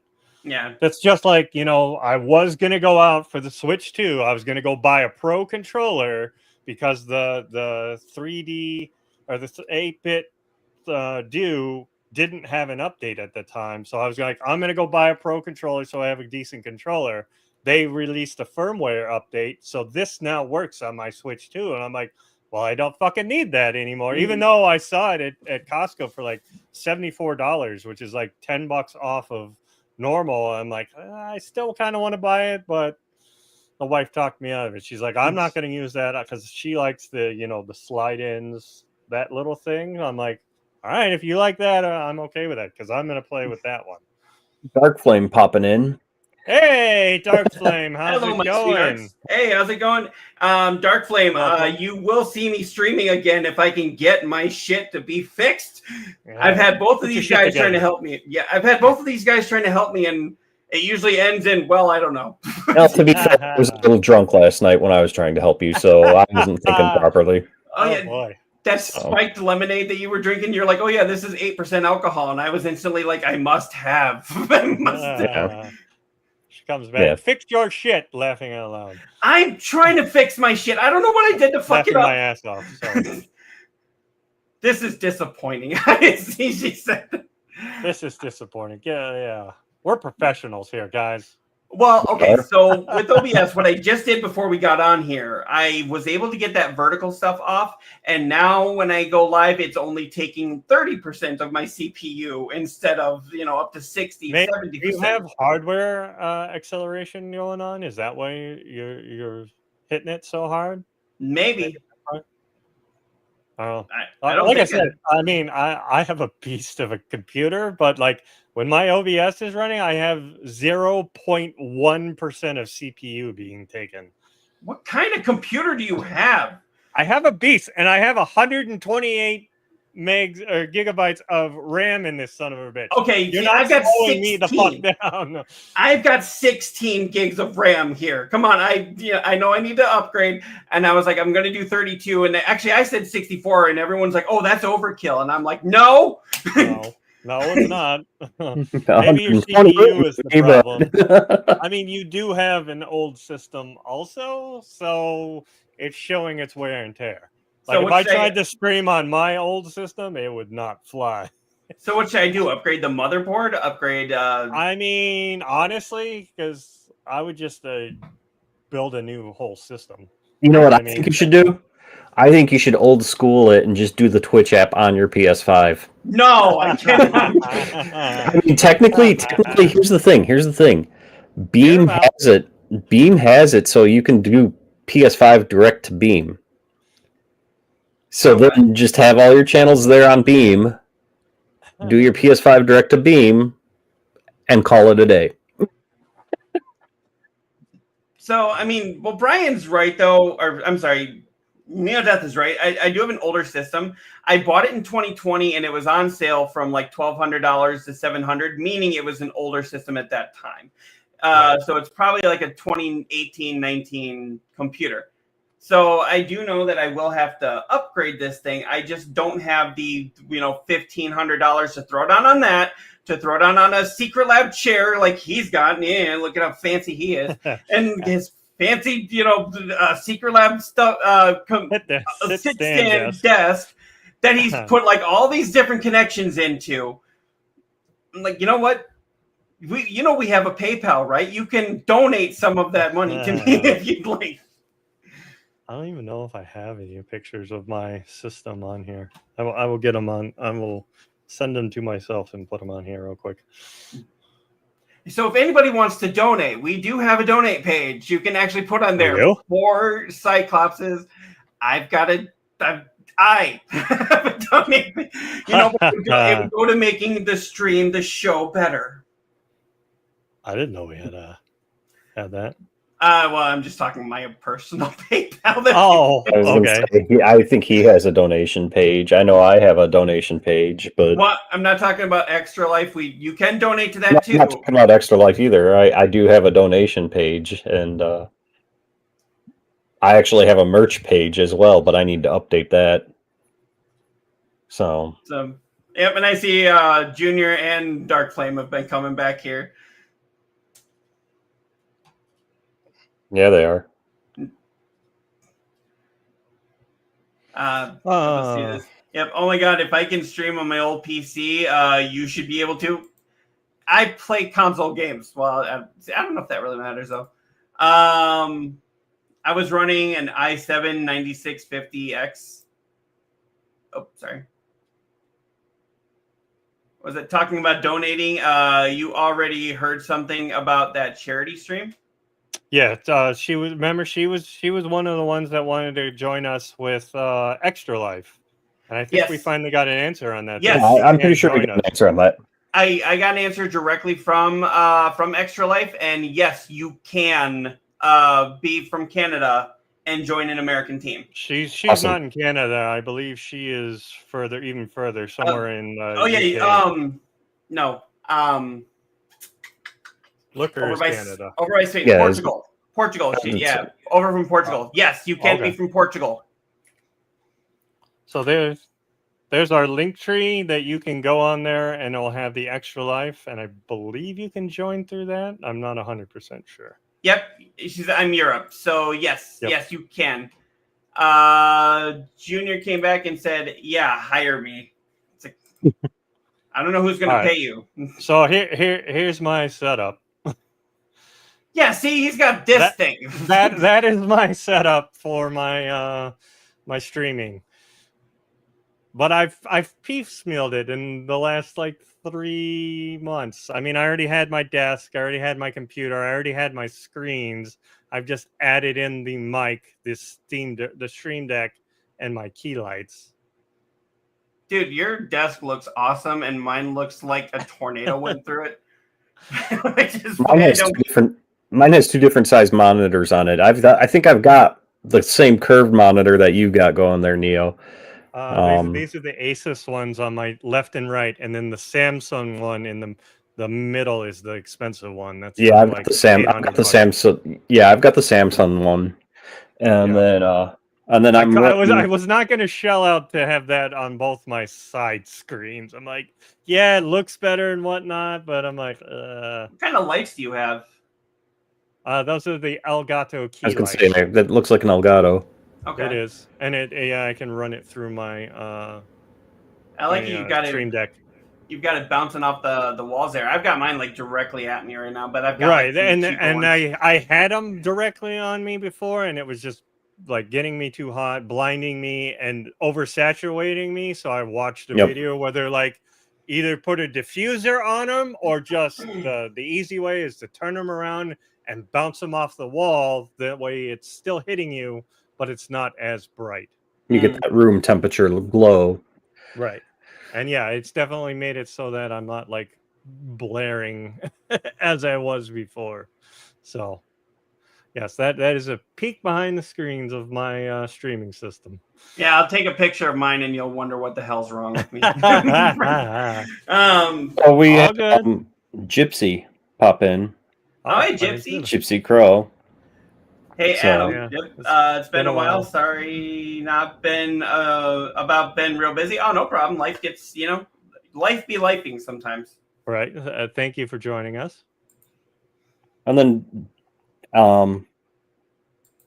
is Dark Flame watching your Twitch, Cyclops, or yes. Okay, because if she goes to the Garbage In, Garbage Out show Twitch, I do have the link for our team on there on one of the panels. Okay. I'll put So, that on there. And yeah, it is in the link tree too. It is one of the destinations on our link tree for Garbage In, Garbage Out. Yeah. So yeah, definitely take a look at that. I will send you the link there. It's literally just if you go on up to the search bar and you type in the Garbage Out, Garbage In. I can't even talk right now. If you type in Garbage In, Garbage Out, it will show on there. On which one? On Twitch. Okay. All right. Yeah, I mean it's all one word, just Garbage In, Garbage Out show. Junior comes back. That's not far off from mine. Now I'm running a Ryzen 9 and an old GTX 1080. Still need the money to upgrade that. Nice. Yeah, that's the problem. Like, we need to do all these things, but yeah, because capitalism makes the world go round. We need sponsors. We need Secret Labs to sponsor us. So that would be so cool. AMD or one of those, Logitech, something. So you know what that brings me to? Hashtag sponsored, not sponsored. So I know that kind of jumps what we were going to talk about here, but one way that you can get them to possibly sponsor you is through TikTok. Now, I know that there's all kinds of protests. We're not going to get into a whole political thing right now, but Trump is reportedly planning to extend extend the pause on the TikTok ban yet again. So I think he's just going to keep extending it 90 He's days at just a going to time. keep extending it, and then it's never going to get banned. But one of the things that you can do is if you are part of TikTok and you get a big enough following, you can join what's called their TikTok affiliate program. And then you can start selling things on the TikTok shop. One of the things that a lot of affiliates do, and Secret Lab is one of them, is if you go on there and talk about how good Secret Lab is, or do an advertisement for them, they will then give you a little bit of each sale when somebody clicks on your link. Right. So that would be a good way of promoting them. The problem is I'd have to have a Secret Lab chair first, and I just don't have one. Right. But neo-deth, you could do that. I mean, when I was doing the TikTok cards, I was trying to put in things that I was using, like my DJI Osmos Pocket 3, the camera I use to film a lot of my stuff. And then also, like, when I was doing behind-the-scenes stuff. But I don't know. I fell off on TikTok because it was so hard to keep up with everything we're doing. I'm a little or freaked everything out I'm right doing. now. I just ate a Red Baron pizza last night for the first time in like 2 years, and now they're advertising to me. But yeah, that is a good thing. So that's one, I don't know, depending on how you feel about TikTok, that's a good thing. I personally like TikTok. If it went away, I wouldn't cry and say the world is ending, but we're going to get it for at least another 3 months. I mean, he's just going to keep doing that, right? It's not ever going to matter because he doesn't care about doing things right. You'll get no argument from me on that. So says, I'm sorry, I was actually looking at your thing right there. But moving along, we actually did have a couple other big stories here. One that I kind of wanted to bring up because I think we've used some of this stuff. Have you guys used Midjourney? It's a lot like ChatGPT and those kinds of things. No. Yeah, okay, so yeah, Midjourney is one of those AI generated things where you can like make all kinds of fun things. That's not right. You did that a little early. But yeah, apparently Disney and Universal are teaming up to file a major lawsuit against Midjourney for copyright infringement. The part of the problem is this is done by Midjourney, and they're trying to say that this is complete theft because it's not a parody of Deadpool. It's not like South Park when they literally say this is Mickey Mouse and have him beating up the Jonas Brothers. This is literally somebody trying to make money off of Deadpool, off of a Disney Marvel owned character. I mean, how is that any different than like me doing a painting of Deadpool and selling it on Etsy? You're not supposed to. That's the thing, is if they catch you doing that on Etsy, they can come after you. It's just well, I mean, to a point, yeah, they can do that, but like, I mean, just look what Nintendo did. They took down all those ROM places and whatnot, where they're just preserving the game or whatever the case may be. But I mean, this is AI generated, so like the AI, whoever's putting it in is the one that's doing it. Mm-hmm. But that's why they're not going after the people who are like, if I go in there and I say, hey, put Deadpool next to Wolverine on a couch, they're not coming after me. They're coming after Midjourney, who's allowing it. But I mean, it's an AI. It's whatever the user puts in. This is the problem we were having with the Sag-Aftra and all that. They were trying to limit some of this AI stuff, so you couldn't just get rid of writers and whatnot. And thank you. You can't just get rid of writers and just have the AI generating this stuff. Right. Yep. And so before we get into that, though, but the thing is, so if I were to draw a Deadpool like this, I can't draw, but if I were to do this and then give it to my friend, I don't think that's really what this is about. This is more about they're printing this off, then they're putting it on Etsy. They're making it, somebody else is making money off of their creation. At the same time, I'm also like, it's fucking Disney. They could lose $1 billion a day for like the next 4 years, and they hardly feel it. I don't know if they're going after him on the principle of it or what, but because it's not like you can really damage the reputation of Deadpool. My whole thing is whoever made this is using AI wrong, because I try to make things that are like ludicrously dumb. Like I one day went into and I used the prompt of what did I say? Marilyn Manson and Gene Simmons in a pillow fight with a bunch of feathers flying around. Like I make AI dumb shit. I mean, technically, my background behind me was made by AI. Yeah, Okay, I used Chat GTP and told them I want a graveyard, stormy night with some lightning flashing, and this is what I got. Well, the first one I had, they had the lightning in the middle, and I'm like, I want it further over so it doesn't look like it's striking me. So this is what it is here. So basically, I mean, you can tell that this is a minion, and it's not really a parody, and this is allegedly generated by Midjourney's AI system. So if somebody takes this and puts it on a tumbler, puts it on a shirt, puts it on something, they're basically making money off of the minions, this creation. That's where they're coming from when they're going, like, stop selling it. I'm like, okay, if you can always say don't sell it, but then go after the people on Etsy or whatever, not Midjourney. Just them, don't fucking like completely try and shut them down. Like, I mean, if I'm a small artist and I'm using that little Minions thing to put out a shirt that says, some cute fucking thing and that picture, and I have hello losers on here. Right. What's up, losers? If I have that on there with the minion and I'm making $10 a shirt and I've sold 10 of them, why the fuck you coming at me? I'm not making a shit ton of money. This happened recently. There was a woman that went online and got like pictures of some country singer, and then she put them on tumblers and t-shirts and stickers and started selling them on Etsy, or it was either Etsy or Pinterest or one of those.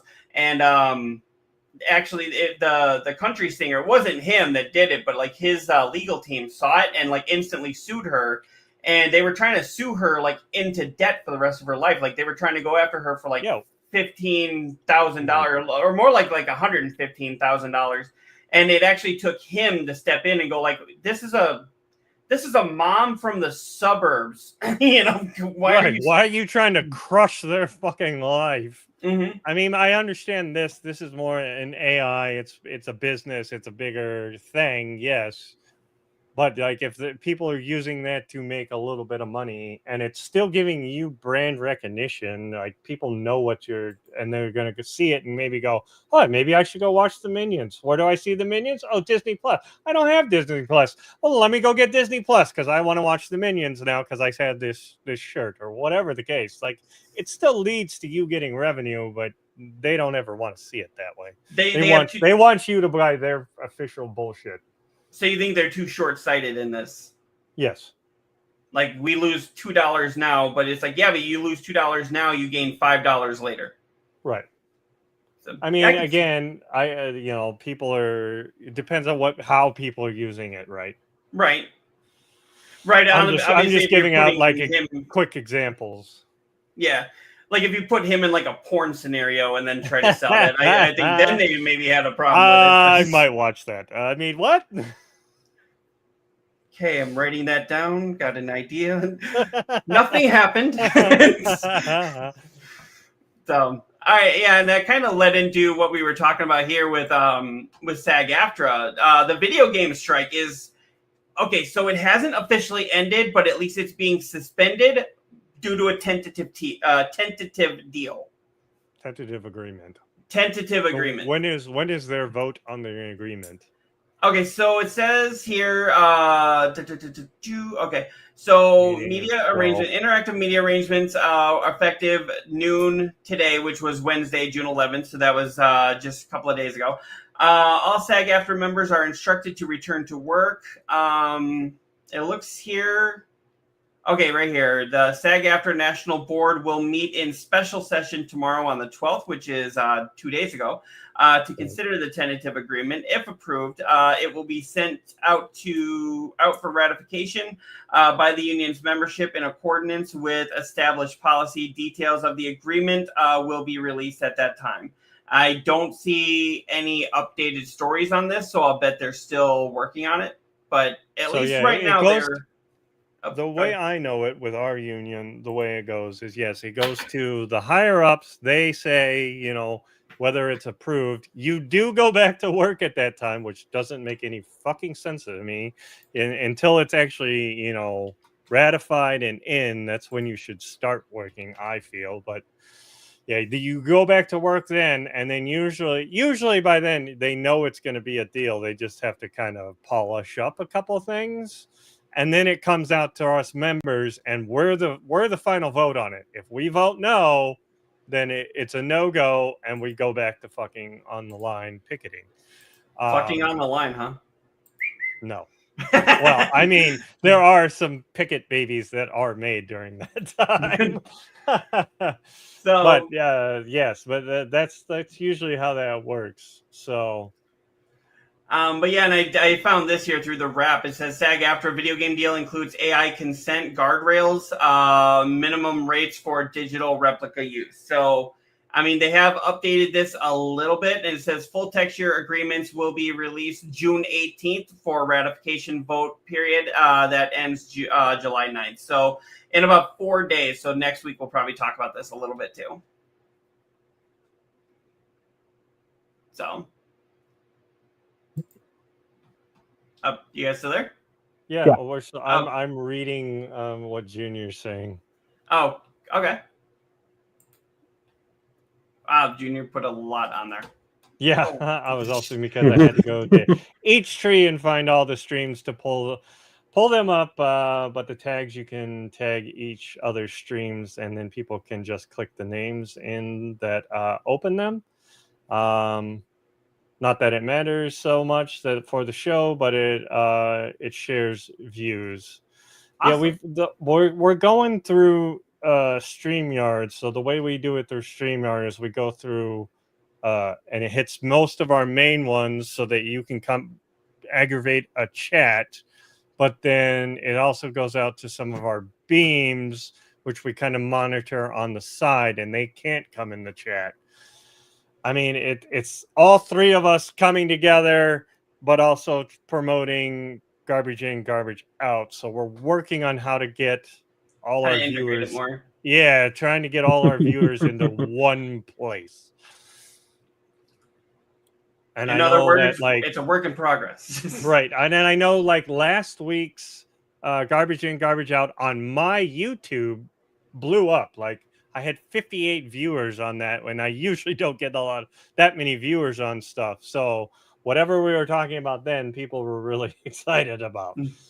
I thought that was on our Spotify. No, that was my YouTube. Oh, I could have swore your RDMs. You said Spotify. No. Anyway, I haven't even checked into Spotify to see what we've done on that yet. Gotcha.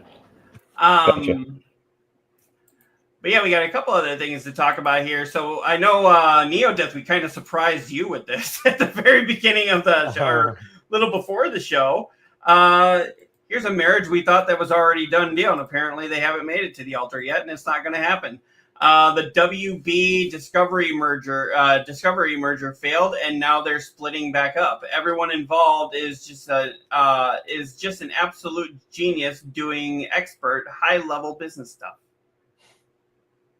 Yeah, I did not know that was falling apart. Maybe I was thinking of the original merger, because then they merged Discovery and HBO. That was one of them. Maybe I didn't know that WB and them were trying to merge. Well, I thought that was part of the reason they shelved some of those DCU projects and some of the other movies. Like they shelved Scoob, they did Coyote versus Acme, they shelved Batgirl. These are movies that were already done, and they decided not to release them. And I thought it was because they were trying to. They didn't think those were guaranteed money makers, even though people are super pissed. And now we are getting Coyote versus Acme. Yeah, it's finally coming out.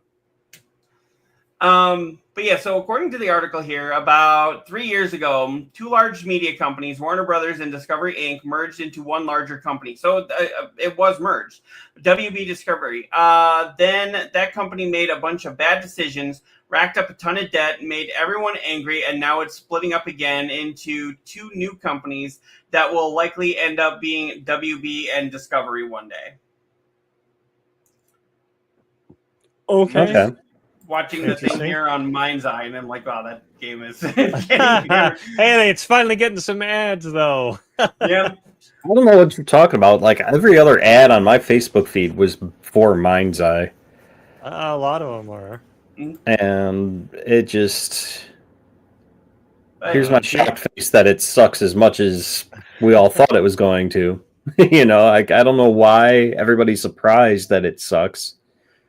I mean, I think they thought it was going to be something more, and then now that it's coming out that it's only like a 15-hour like game on the rails, that there's no open world, and I'm like, that is not what they were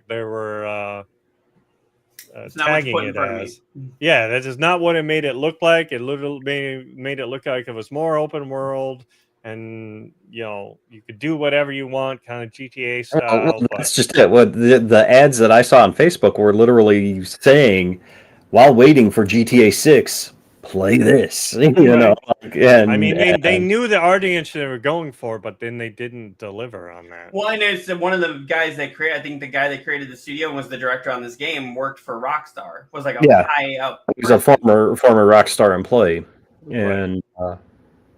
Again, this is my shocked face that it's. I'm kind of glad I didn't buy it. Well. I thought I was going to buy it day one, and I thought about it.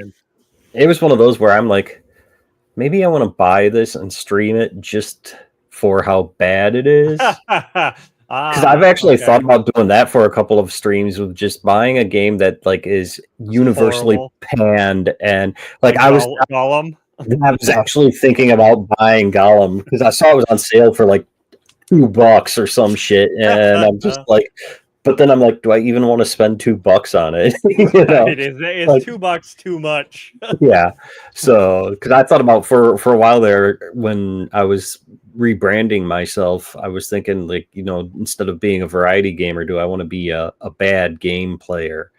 And and then just like get donations and tips and that would go funding towards the next bad game that I play, and right. And but yeah, I thought about picking up Mind's Eye just to see how fucking bad it is.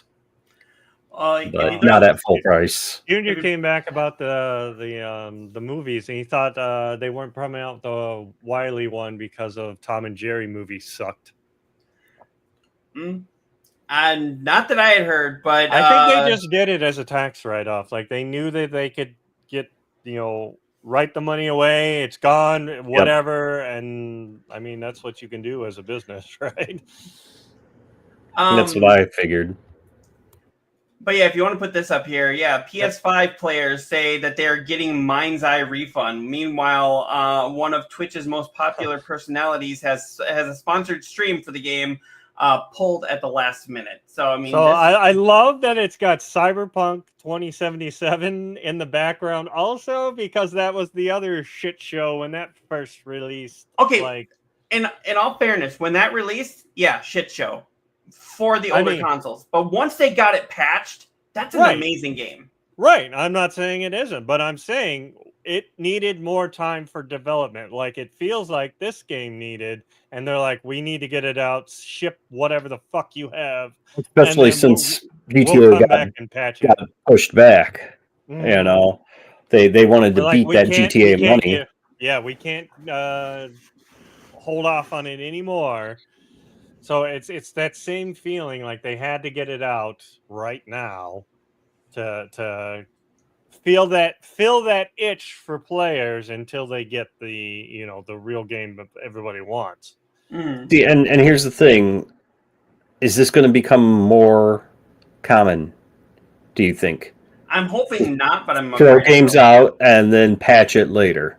That's what it seems I mean, like it is now. it's always been like that lately. No, like- yeah, but I mean, to an extent, I can only think of 2 games that have done a complete 180, and Cyberpunk is one of them, and No Man's Sky is the other, where Correct. they are completely different games from what they were at launch to now.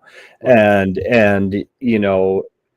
it's like, is this going to become And more No and Man's more of Sky a... has added so much into it and not charged anything more. No, they have not it- 1 penny. And here's the thing: I was a day one with No Man's Sky. I actually liked it at launch. So did I.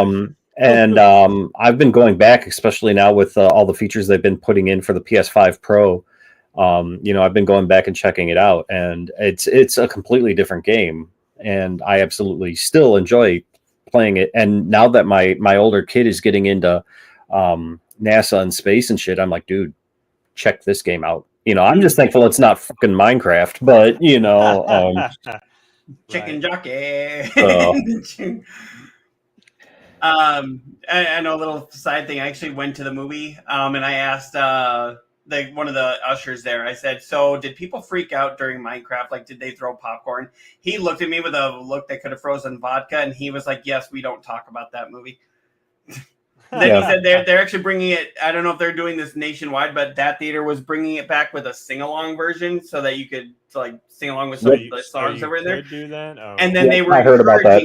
encouraging people at that point to throw popcorn, and he's like, "I am requesting off those days." I mean, isn't that like a double standard? You want the more money, but you were protesting it at first, or telling people not to do that at first, and now you bring out a different version to do it again and tell people they can do that. I think it's because people were going to do it anyway, so it's like, I well, mean, might as well yeah, lean they into did it anyways, but still, it's like you were telling people, do not do this. This is bad. We do not want this. And then, so I don't know. Now throw chairs, throw everything. Yeah, now go for it. Go nuts. Like you should have been able. Here's the thing.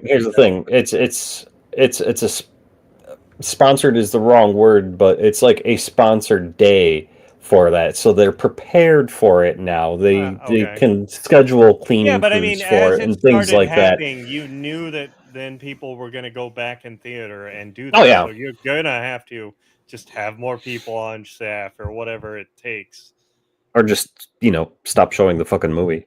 That's what we you all would know. like. Koimiya is not a fan of the Minecraft movie. It's neo-deth and I haven't seen it. I might watch it. Nor will I. I might watch it if it goes on to Netflix or Hulu or whatever. I think it is on one of those, but I still won't watch it. I believe it's on Paramount. Yeah, whatever one it's on, I could probably watch it. And no, I believe it's on Paramount, but I might just see what it's like 2 years from now. Junior comes back with how many times has Ubisoft done that with Assassin's Creed? Seems like all games are broken at launch. I mean, not as broken as Unity? Cyberpunk. Wow, Unity was a hot mess. Unity, that one was but and I don't even think they tried to fix that one really. Well, they did later. It became a great game later, but it was like after 6 months of patches and fixes. I mean, do you remember also Andromeda had it was a hot mess graphically when it first launched. Like the faces looked like Play-Doh, and they had to patch that. And Andromeda, I have I love Andromeda. I thought it was good. I think a lot of people hated it because it wasn't the next, Mass Effect. And it's one of those where you go back and play it now, and you're like, yeah, this is actually a pretty good game. Mm-hmm. Now that you can play it. That's another one that happened with Alan Wake. Is like so many people were like, "Oh, it's a horror game about a writer," and you launched it up against Red Dead Redemption, and I'm like, it was doomed to fail. Then eventually it became word of mouth that yeah, it got word of mouth, and then it was like, okay, it slowly made its money back. Now, Alan Wake 2 actually took almost a year for it to get its money back. Now they say it's finally making a profit, and I'm like, is that enough of a profit to get a third game? I might start streaming. I might start streaming Sleeping Dogs. I need to play that game again. Let me make a note to myself. Note to self. Stream Sleeping Dogs. Stream more. Well, yeah, that just in general. But I mean, when I'm losing my OBS settings, fuck. I'm losing my sight, losing my mind. Wish somebody would tell me I'm fine. No. Thank you. Just stop. Resort. It's my last resort. I do that to Rachel sometimes. She'll say something, and I'll just say something as words instead of I'll be like, I knew a guy. His palms were sweaty. His knees were weak. Arms were heavy. There was vomit on his sweater already. It was mom's spaghetti. He was nervous, but on the surface, he looked calm and ready to drop bombs. This man!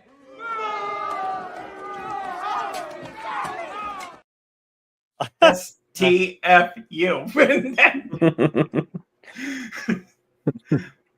So I have created a monster by putting all those on here. Yes, Yeah. you I don't know what you're talking about. have. I don't. Not at all. But yeah, No. I need to. Oh, wait, you serious? Thanks. I need to do the Alan Wake games. I've not played any of them. I have the remaster of the first one, and I think I had bought the second one too. The second one, I'll just let you know, the second one plays very differently than the first one. Yeah. I'd say the first one is more of like an action horror. It's an action game first with horror elements. And then the second one plays more of like a detective investigation horror with some action elements. So there's a lot more. Fun. There's a lot more piecing the story together, a lot more puzzles to solve. And they I can want neo-deth to play Doki Doki Literature Club. God, I might actually have that one. Wasn't that one of the free ones at one point? Maybe. I think it was, and I'm like, oh, that's the game they're always talking about, and added it to my list. I do believe it was on one of the plus. Yeah, I do believe it was, but you do need to play that. Yeah, I mean, I have it. Okay, it's not one that I would go, oh yeah, let me go buy that one. So it was probably one of the free ones. What do you think, Cyclops? neo-deth should stream Doki Doki? definitely. You gotta. It's I honestly thought that there'd be some voice actors in that game, but it's my biggest complaint is that it's not. Yeah, I just it's saw not that. voice. You gotta read it. It says text adventure. That's probably why I haven't do it, because I'm not the greatest reader. So oh Jesus Christ, Junior, really? Why we do not talk about that game? Wait. Auto Boyfriend? Oh no. It's a dating sim game, but aren't you a pigeon? I'm pretty sure it's like all birds. I love that. I love how we did that. Like, it's a dating sim game, but aren't you a pigeon? Yeah, I'm pretty sure. Yeah, like I'm pretty sure you're a pigeon or something. But I know it's all birds. I won't. Oh, I know that, but Get clipped in that game. right. I'm just saying. Yeah, he comes back and says yes. yeah. And then I don't know. No problem here, because she's following the streams now. Yeah, she's on the Twitch. All pigeons. Junior's on the Twitch as well. So For the show, correct? yeah, for the show, yeah. So I don't know. Whenever I hear somebody say like I'm on the YouTube, I think of the song "We All Country" by the Moonshine Bandits. It's like, see me on the YouTube with millions of views, so they think that they can do everything that we do. Have you ever heard that song? Never know what you're talking about. Okay. Have you ever heard of Hick Hop? And I'm not kidding. It's called Hick Hop. No. I think I've seen some things, but yeah. It's basically the kind of music that blends rap and country. Okay. So think of like Nelly when he teamed up with Tim McGraw. Okay. And yeah, that's like the entire genre of music. It's called rap rock, or it's called like country rap, but people in the industry will call it hip hop. Sounds like shit. It does sound like shit, but then once I started listening to some of it, I was like, wow, I can actually tell why both the rap people and the rock and the country people respect this genre, because in some ways it sounds like absolute shit, but in other times they're like, wow, they blend this together so seamlessly. I mean, it's just like I've seen some country like metal bands too. Yeah, I mean, there's pirate metal like Ailstorm. That too. Yeah. Fucking Ailstorm and Keelhaul. That song is. There's also this thing. It'd be so fun to live. There's this thing neo-deth really likes called baby metal. Well, no, there shouldn't be a thing called baby metal because it's not metal. Fantastic.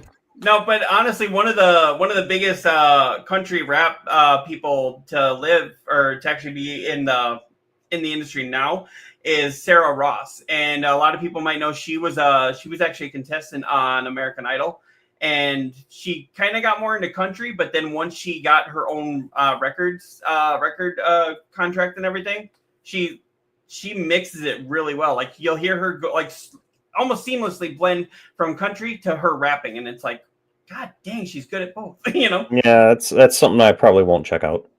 I'll send you a song. How about that? Yeah, I'll check out a song, but he still won't check it out. But I'll do this for neo-deth though. There we go. Yeah, Moonshine Bandits, and there's one called The Lax, which is loud ass crackers. That's their name. You can't get mad at them. Yeah, no. Move this man! Oh.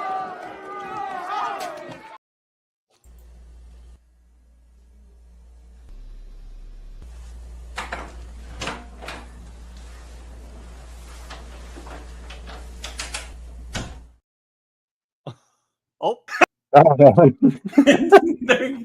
was trying to do it as I was leaving the room, but it's That's going to be awesome. 5-second clip of silence for our Spotify.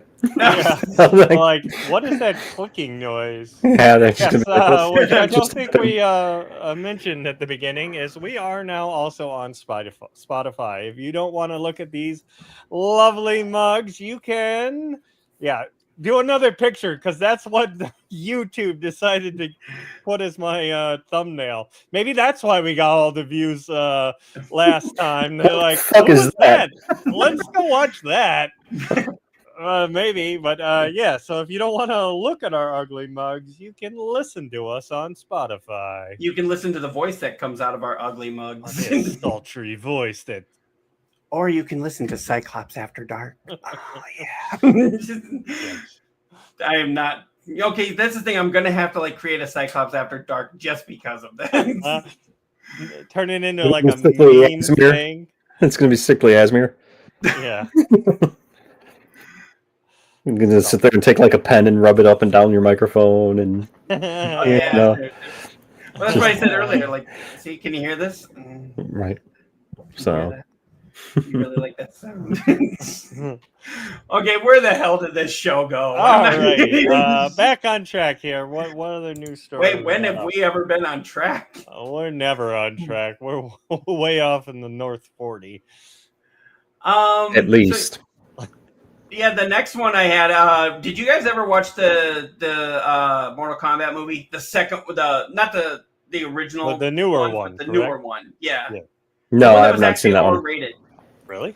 I have not seen that.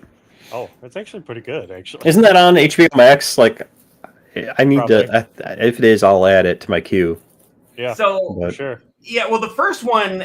So I'll admit it's cheesy. It's not perfect, but at the same time, are the games not cheesy? I mean, it's better than the the old '90s one for sure. You shut your whore mouth. I will say the first one of the '90s was really good. After that, it was like, the fuck? Why is Veronica Vaughn from Happy Gilmore like in here doing this? That was her. Because I know it was her. Because she Bridget needed the Wilson. paycheck. I know the actress. Come on. You have your MTV VJs. I got Bridget Wilson. Yeah. Yeah. I will admit she was hot. I think that was another one that every 90s boy had a crush on. Just sitting there going like, oh, Veronica Vaughn's so hot. Gadget Mouse from Rescue Rangers. Mm-hmm. But yeah, so they were making a sequel to the Mortal Kombat movie, which obviously because it did really well, and those are just movies that can continue on forever. But apparently the movie writer says that fans reacted to the test screenings the way that he reacted to Avengers Endgame. So apparently it's doing really well. And I'm really excited because they didn't have Johnny Cage in the first movie, but they do have him coming in the second one. He was briefly mentioned at the end of the first one. Right, and yeah, they got Carl Urban as the who's going to be Johnny Cage, and if you've seen any of his other stuff, he's pretty good. I can't wait to see how he does this one. Yeah, yep, and that's him right there. Oh wait, yeah, yep, that's him. That's supposed to be Shao Kahn. What the fuck? I'm guessing. I don't know. This is the first time I've seen that other picture. This is just a quick look of who's in it. So, I mean, the design could change. I mean, yeah, it could. I hope so, because that's a horrible fucking Shao Kahn. So yeah, you see him right That's there. how you really feel about it. Okay, so wait, go back. So you got Johnny Cage, Liu Kang. Is that supposed to be Jax? Yeah. Yep. With his metal hands over that, those like skeleton gloves. Yeah, he was in the first one. Yeah, I know, but it looks like he just went to. So they don't have to pay for the CGI all the time. He'll put on like a. Right, but the gloves look like fucking. He went to a Spirit Halloween and bought a pair of black gloves with skeleton fingers on it. Well, look, you can see the boom mic in the back. This is pre-production. Is that a boom mic or is that a staff from a fighter? That's a boom mic. No, that's a boom mic. Okay, what operator wears clothes like that? Come on. This is taken from the set. You can. This is the set, not actual rendered footage. Yeah, I mean, so he's probably wearing those on set, and they haven't done the. Yeah, but I'm telling you that boom mic operator, you're gonna wear jungle clothes like that. Come on, look at the background. So you don't see him. We didn't see him until you said something. Yeah, no, you're frozen again. It's. Old man yelling at a cloud. That's ridiculous. I love how you froze for that entire thing and then unfroze after your hate. Yeah, well, I don't care. Anyways, next picture. Yeah, next picture. So yeah, this is Katana. That's pretty accurate. I mean, that seems pretty good. And this is Tatai Gabrielle as Jade. Was she in the first one? What did they do to Jade?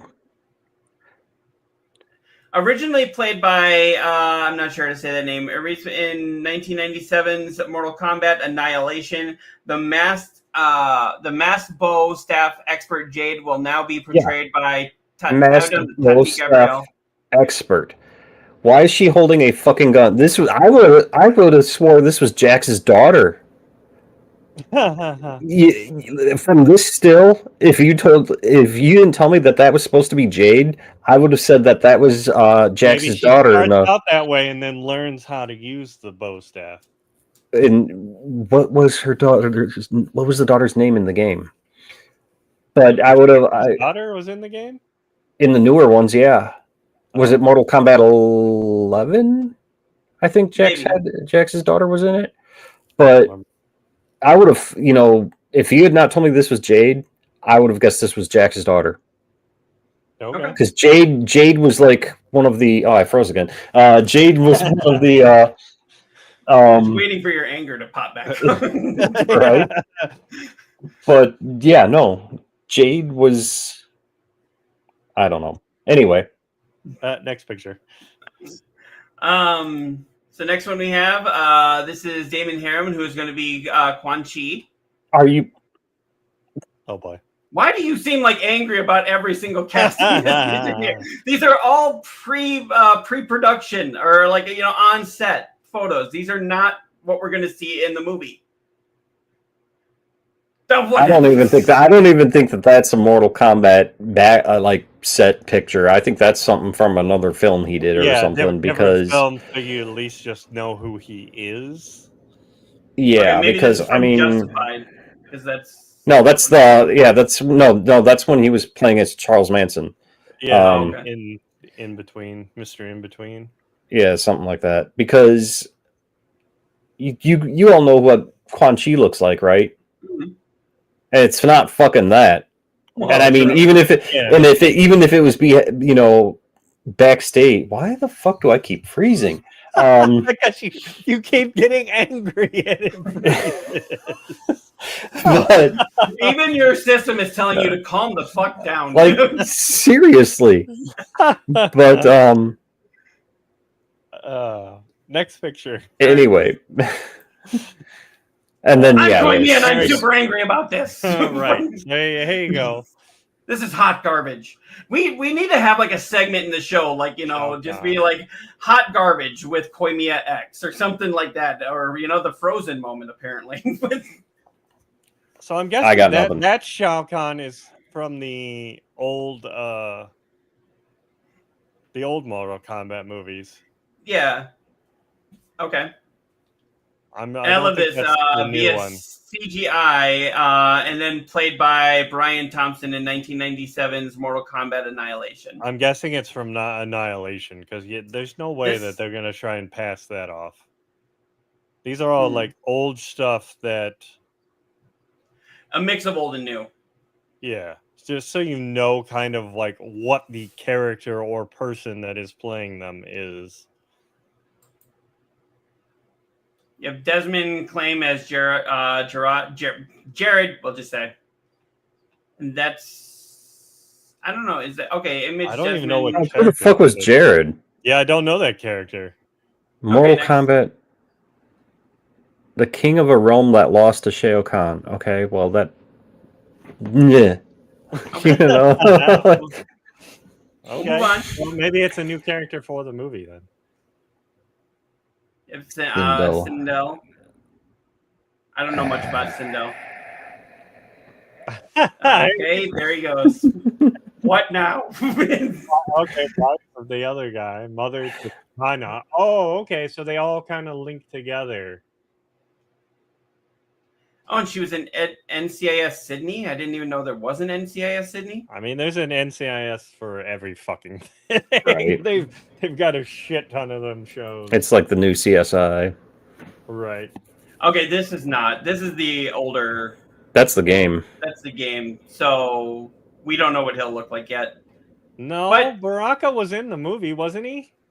Yeah, but that image right there is it literally even says image Baraka from the 2023 game. So okay, yeah, and returning characters, Lewis as Cole Young. If I remember right, he was created for the movie. yep, I think so. Yeah. it literally says that right there. Okay, maybe if I look up here. Reading is hard. So is math. Yes, math and reading is hard. Me talk pretty one day. Scorpion gonna make a return. I thought he was honestly, even though he was only in a couple of scenes in the one from a few years ago, I thought he stole every scene he was in. Yeah. I mean, how long ago was that? That was probably Wasn't 4 that- or 5 years ago, wasn't it? I want to say that was 2020, or it was either 2020 or 2021. It was a while ago, and It they're was- taking their sweet ass time to get the second one out. It's not like they're just like, oh, let's get it out there immediately because the first one was so good. They're taking their time. They're just not rushing a sequel. They don't want I it mean, to be a that's cash good. grab. I'm glad for that. But yeah, But I mean, the other problem with that though, does it lose its limelight? Are people going to go, oh yeah, I remember that movie 4 or 5 years ago. Let's go see the sequel to that. I mean, I still haven't seen the first one. Well, It's- yeah. but So- think about it. It's Mortal Kombat. It's got a dedicated following. Oh yeah. Right. I mean, basically, yes. you just say Mortal Kombat, and a lot of people show up. Actually, you know what? Now that I think about it, that's not on Max. It was the animated one that's on Oh. Max. Okay. Okay. Yeah, which I haven't. I mean, I watched think yet, it but was I've heard at good one things point. about that. It might be. I don't know, but Yep. Sonya Blade, she was good. She's returning from the first one. She was actually another one that stole every scene she was in. Yep, and then there you go, There you go. Jax. Does that See, look better? That's more what the arms look like when they're CGI'd. Are you happier now, Koimia? Yeah. I mean, is he ever happy is the question. You won't like me when I'm happy. I'm always. Yep, Liu Kang. Oh, That's he who it was. was. Yeah, Kano was the main guy. The guy. Okay. So yeah. yeah, he was so. I love that leg sweep scene that he had in the movie where he just kept sweeping. I was like, that's just a reference to every gamer that's totally done that. Right. Raiden's coming back. Sheng Chung. I'm not sure how to say that. New Cybot, eh? Yep. Interesting. And Dark Kung Lao. That's Koimia's favorite picture right there. It's gonna be my new profile pic. I mean, between that and the Jax picture in the background. Mm. Yeah, you noticed that Sub-Zero wasn't in there.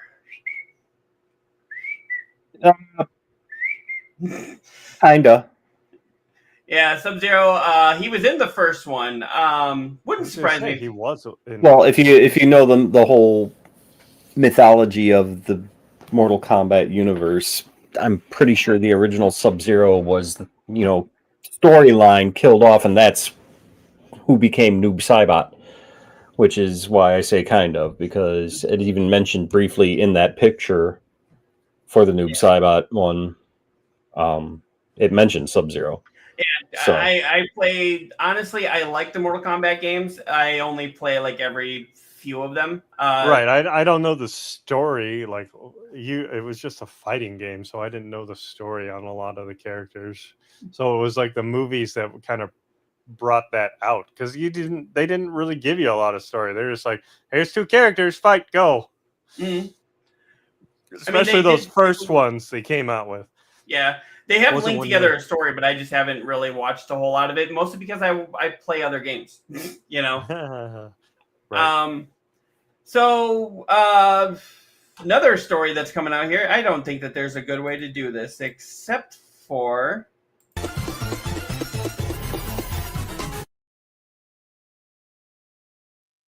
that segue thing that Charlie created. It gets us through so much. Yes. GameStop CEO is saying that the company's future isn't in games. The company's future, the company is going deeper into trading cards. I don't know. Can we really call it GameStop then?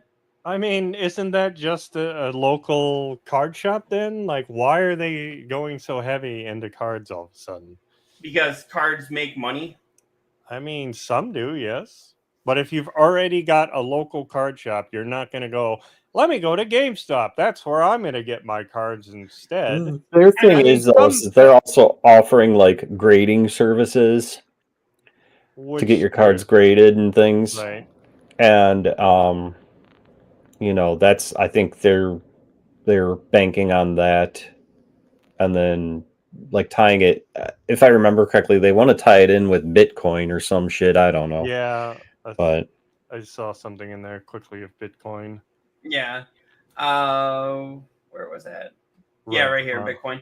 GameStop is leaning heavily in to trading cards as part of the future strategy, according to CEO Ryan Cohen. The news comes as part of a larger strategy shift to buy and hold a lot of Bitcoin. So, I mean, honestly, I kind of thought that these guys were going to go more retro style, like, that they were going to try and be the ones that sold like the Nintendo games. But then again, then you're just a second party or a second seller, kind of like how many stores do we have that do that? Right. But Disc Replay, all those type stores. Is Disc Replay even still around? As far as I know, yeah. I miss Disc Replay. And each, they're kind of franchised out too. Like, other different areas will have them. You know what I miss? And Koimiya, you can probably attest to this. Remember Let It Be and Downtown Discs? I remember Downtown Discs. Then Let It Be was over by Pizza Villa. Oh yeah, Yep. yeah, I do remember that. I know we're giving some shout outs to our hometown here. DeKalb, Illinois, there was Downtown Discs and there was Let It Be, and there were two really hot girls that worked at Let It Be, and that's why I hung out there. That's the real reason. Up in Rockford, do you remember Media Play? Yes. Yeah. I loved Media Play. Yeah. Actually, so Let It Be is where I bought my my copy of the Marshall Mathers LP, Eminem's second major album, and my dad actually bought it for me, and he was like, "Yeah, go ahead and plug it in," not realizing that the first song was gonna be like, you don't want to fuck with Shady, Shady will fucking kill you, and then he's like, "Oh my God, what did I buy for you?" And I'm like, "Yes." that The very next song was Stan. That was the first time I heard it, was actually in that car. Nice. And we both kind of sat there going like, well, that's Shakespearean. All right. Dark Flame came in here. I don't know if you already talked about it or not, but Phantasmophobia, is that how you say that? We'll get a movie as well. I did see that. Phasmophobia. Yep. Which I've heard good things about that game. That's another one I might want to play too. So there's a Phasmophobia game coming out, and there's also a movie about the mortuary assistant coming out, and apparently they're working on a Dead by Daylight movie too. Oh, okay. I actually, the way that I've put together a lot of my stuff through OBS has been actually by watching a guy named CPause, and he actually did the music for the mortuary assistant.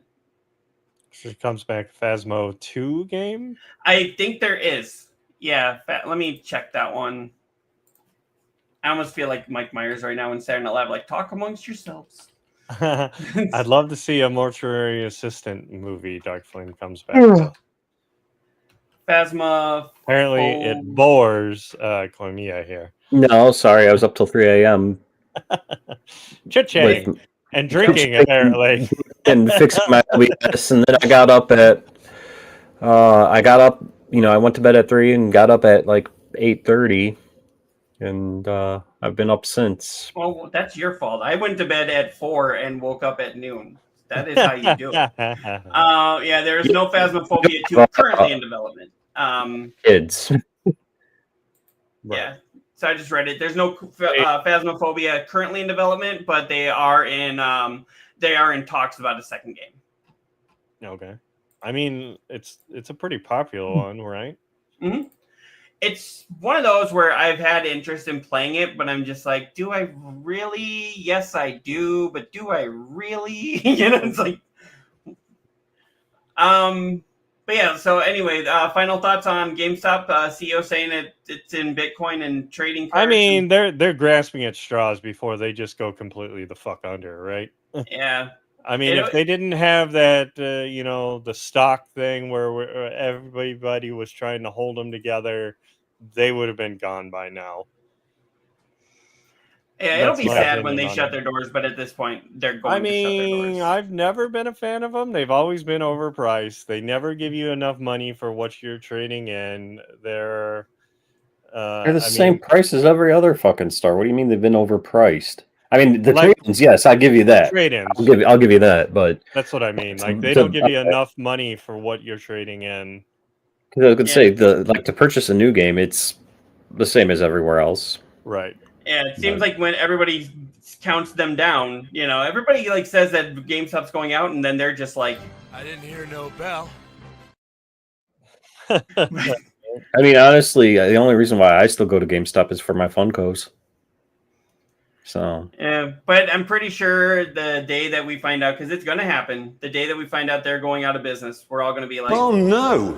Anyway, I figured out a way to use it. Yay! Oh, that one came out 2 years ago, and it's only like $20. Okay. What's that? That Phasmophobia. The Phasmophobia. It's one that doesn't cost a whole lot, but I haven't done it yet. It is coming to consoles, though. I think it's coming to Xbox. I mean, it's on PS5. Oh, okay. So yeah, it was on PC only for a while, and I know they just recently brought it to consoles. Oh well, yeah, it said it was like the Halloween of 2024, I think, is when it was released on here.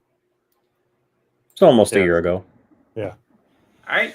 And then just one last story that the 80s kids in us is going to absolutely love here. I mean, hasn't this whole stream been a nostalgia thing? Yeah, pretty much. It's because I'm pretty sure it's because of this.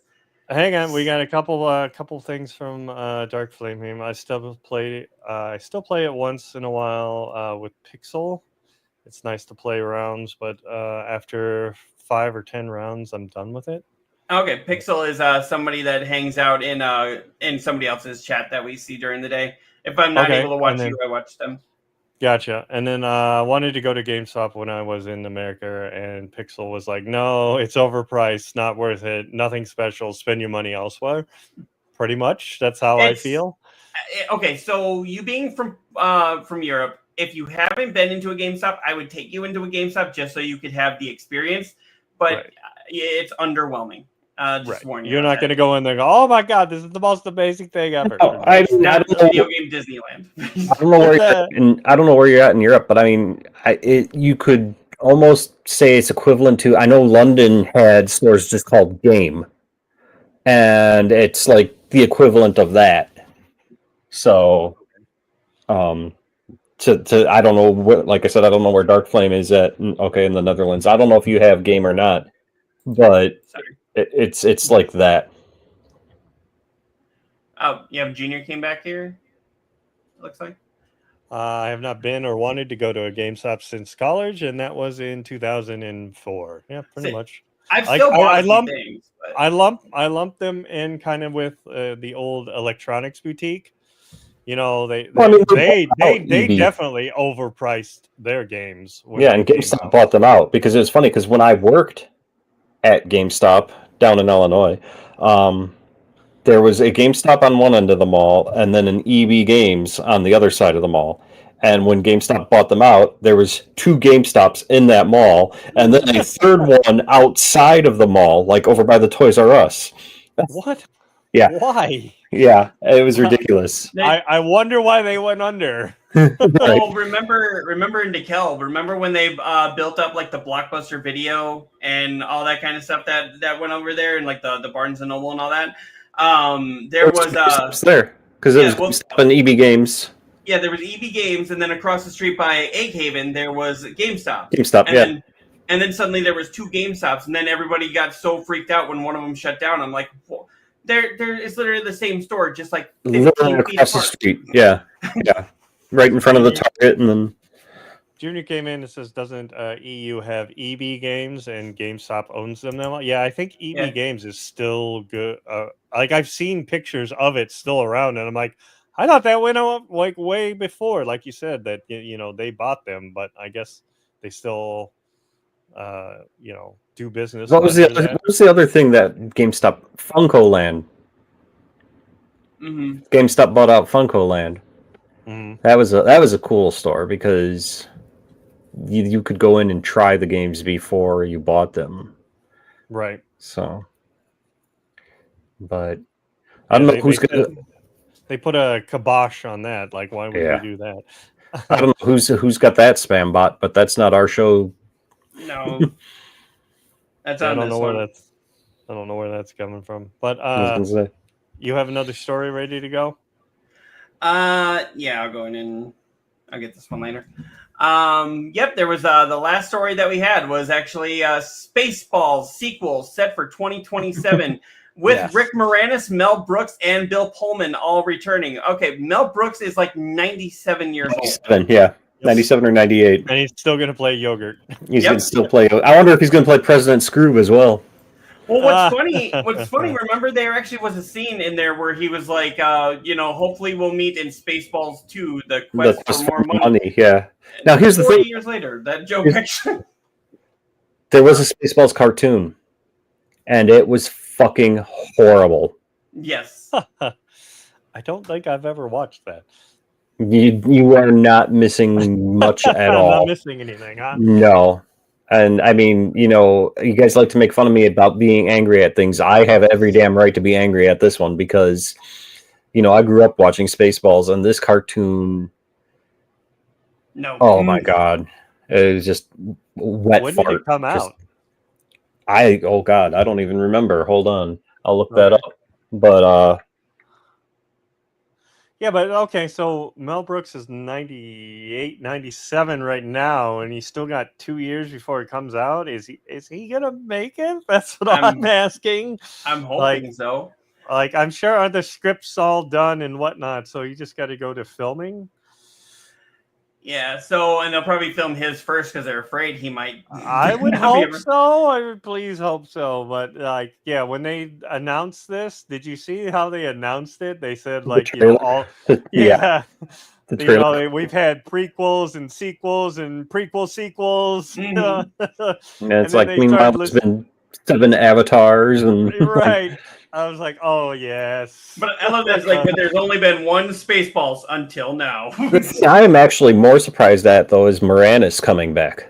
Yeah. It's like he didn't even come back for any of the Ghostbuster reboots or Right. anything, and But there for was him, talks to bring him back, and they had a spot for him, but yeah, he just didn't do it. Well, he said it didn't make sense to make a sequel or for his character to come back, and I'm like, it would have made perfect sense. You could have literally just had a cameo, and it would have Right, made or sense. you could have been like, one of the kids' fathers, or whatever. so here Junior brings up a very good point, because that was my thought process with Beetlejuice, and I was correct. But Everybody seems happy about the movie, but all I keep thinking is, God, no, please no. But it's the original Beetlejuice people. wasn't bad. It's the original people doing this. It's not like it's somebody else taking the reins and going like, oh, I'm going to put my own spin on it. It's literally the original people. So I'm surprised because he's in his late 90s, but it's still the original people. He also says, Okay, so- the History of the World Part 2 shouldn't have been done. yeah, so like the cartoon came out in where did I see 2008. It premiered on G4, and Wow.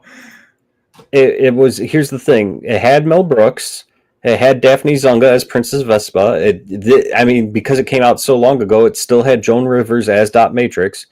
Obviously, John Candy was replaced. They replaced Bill Pullman for Lone Star, and then they, of course, replaced Rick Moranis due to his retirement at the time. But yeah, it was hot shit. Like Okay. do not. Okay. I was not. Yeah, avoid at all costs. Okay. Kind of like the what was it, the Ewoks special or whatever the fuck on Star Wars. Their Yeah, Christmas something like special. that. Yeah. Something Yeah. like that. But so I mean, I am looking forward to this. I know a lot of people are, oh god, no. I actually didn't mind the Beetlejuice sequel. I haven't mind the legacy sequels for Ghostbusters. It was pretty good, actually. Like It how was they brought something. it all together. Okay, so I won't say it was as good as the original, but it was. No. It did bring something new to it. Right. Did it though? I mean, it was pretty much rehashed jokes from the first one down to a fucking dance scene. Like, I mean, it was like way to think outside the box, but right up next to it. Like it's just. Well, I don't know. I liked it. I'm not gonna say that it was great, but I will say that it was decent. I was glad I saw it. Right. I could have waited till I it came mean- to, like, streaming. Yeah. I mean, hopefully we'll get a third one. They're talking about. I think that's also in talks, is to get a third and final one. I thought Tim Burton said he wouldn't do one, but then again, if you come to him with a big enough check, he'll do it. No, I'm pretty sure he said they. I saw an article like a couple months ago saying that they're in talks to try and do a third one. Oh, goody. I mean, you got to get Keaton back, and Right. a lot of people rip on her. I think but, the problem. Jenna Ortega's I think gotta the come problem with the second one was that you waited too long again. If you had Keaton when he was still kind of in his prime, it would have had more of his energy. back. Mm. Like, he was very old, and He was very limited in yeah. the movie. there wasn't that many scenes with Beetlejuice. Well, if you think about it. The original one didn't have many scenes. Well, the with Beetlejuice. original one, he's not in it for very long. He's No. in it for like and 20 so- minutes, not even. But yes. it's This the one, same way. you're putting him more kind of front and center a little bit. And I still think that whole storyline with Charles, they could have fucking gotten rid of that. And Well, they had to have a reason to be coming back, right? Right. And to kind of get rid of that. but it's like, okay, he's dead, move on. Why continue to like include that story, like with her going into limbo or wherever the hell and finding him and all of that shit? And it's just like, I don't. Yeah, Because it fit no. the character, but at the same time, I thought it gave too much of an excuse of, oh, he would have been here if he hadn't been a bad person, but have a good day, Yeah, I don't think it was necessary, and I don't think the sequel was necessary. Yeah. Well, maybe not necessary, but like I said, it was just cheesy popcorn fun. That's all I went. I went in there to have a good time, and I had a good time. Right. I went in there to have a good time. I didn't have a good time. Okay. Yeah, I mean, That's his hot take, my kids enjoyed it, but me and my wife, we walked out and she just looked at it. We looked at each other and I'm like, so, and she's like, well, and I'm like, they know more, That's all you needed to say. Just, well. All right. So. Do you think if it would have been better had it come out earlier, like closer? Oh, absolutely. More when Burton and everybody was in their prime. Yeah, absolutely. If it came out like 2 or 3 years after the first one, yeah, it would have been fire, because it would be striking while the iron is hot. I mean, it's almost as bad as when they did the Napoleon Dynamite cartoon, like 11 years after the movie fucking came out. Like it's another one I didn't even know they had a cartoon. It was on Fox. No, that's why you said a Napoleon Dynamite cartoon. I was like, what? Yeah, it was on Fox, and I think it lasted all of like 3 episodes. But I mean, I never was I wasn't on the bandwagon of Napoleon Dynamite when it first came out. Oh, that was a great movie. Still is a great movie. No. The movie is amazing. I mean, it's one of those that just, you didn't expect much of it, and it came out of nowhere. Yeah. Did I tell you what my kids said about that movie? Because we made them watch it. And we get all done and watching it. My younger one goes, so I have a question. And I'm like, oh, only one? And he's like, yeah. And I'm like, okay, what is it? And he goes, what was that? I'm just, yeah. Even a little mini angry you. Oh, he's totally an angry me. So you're like, I shall call you mini me. Yeah. So. All right. Do we have any other stories to talk about? No, that was the main ones. Did you guys have any other ones? I'm good. I don't think so. So yeah, I mean, we brought up Mind's Eye. So Mind's Eye. Mind's Eye. I'm good. Not your eye. They didn't take your eye. Eye is mine's. So, all right. If that's all we got, then we can do the outros with starting with you, Cyclops. All right. Where we can find you next? Where will you be streaming, and what will you be streaming? Go ahead.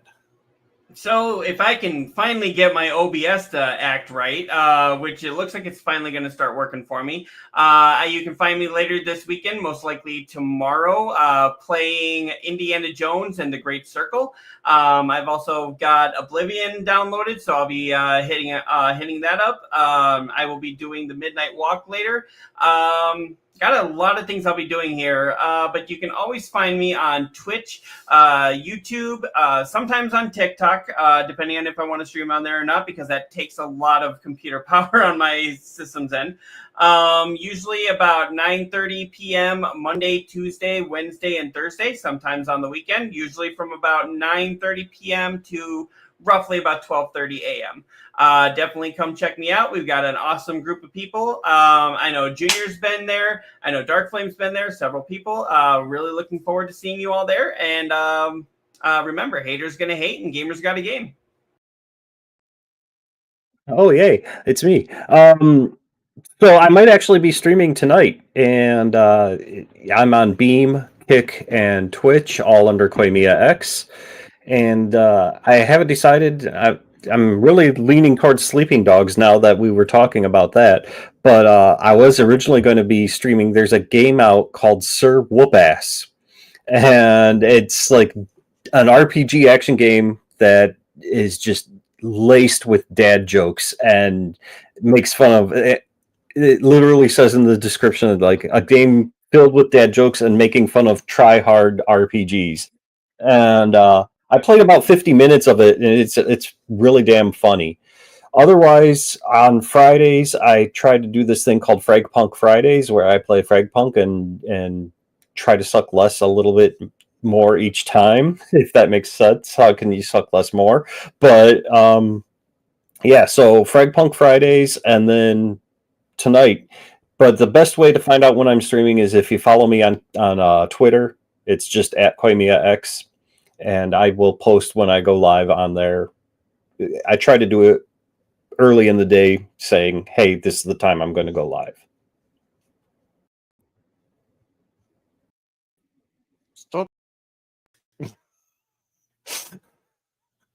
All right, this is neo-deth again, and I will not be doing my normal stream tonight. I usually do World of Warcraft at 8 p.m. Eastern time, but I will be taking that tonight off and going seeing a movie with friends. So the next time you can catch me is on Monday at 4 p.m. Eastern time. I will be playing Magic the Gathering Arena and probably getting really, really mad at it.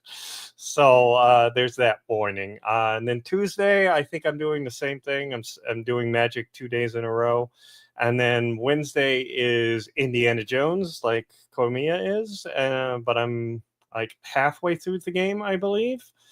And then I haven't figured out what I'm doing with on my Thursdays. Last Thursday or this Thursday, it was me and the wife. We were playing the new Mario Kart together and having a lot of fun, just bickering at each other as we played. So that might be a normal thing. I'm not quite sure. And then Fridays goes back to World of Warcraft rating. So that is my schedule, and you can find me here on Twitch and also the YouTubes. My link tree should have gone out to all the things, so you can find me on all that. And yes, don't forget to find us on Spotify if you want to listen to us. It's another way to get the show out and show some love.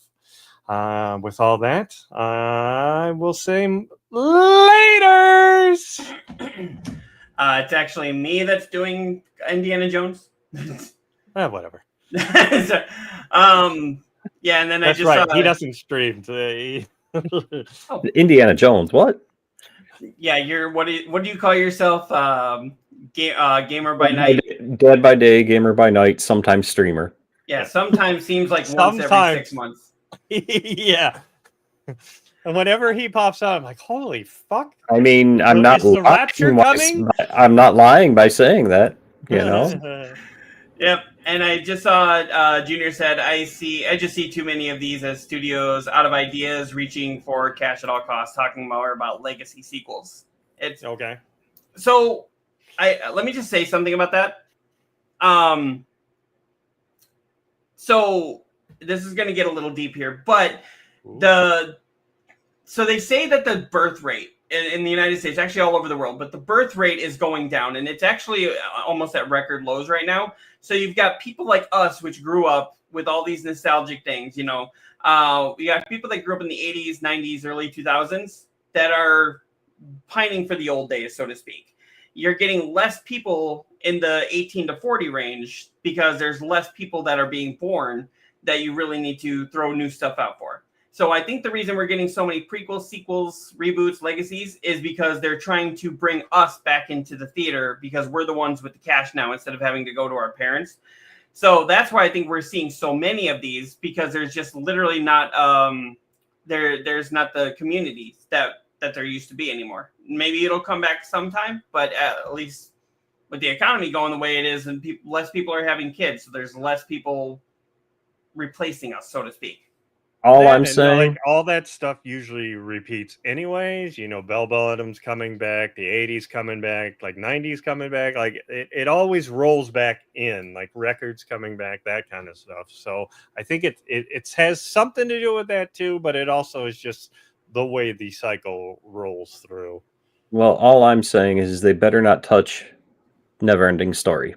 Or Better Back to the not Future. fucking touch Neverending Story. Well, I Zemeckis think they've already said said that they were working on a new one of those, actually. of what? Never Never-ending ending story. Oh, Well, well, didn't they do a sequel that didn't do well? I mean, yes, they did 2 sequels that didn't do well, and Yeah. the third one was like complete garbage. Yeah. Having But- said that, Return to Oz was fucking amazing.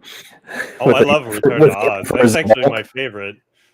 So So I mean, when they do it right, they boom. But when With Yeah. with most Feruza of the time Balk, it's so- yes, mhm. Yeah. yeah. I mean, So. not a lot of people know about that one.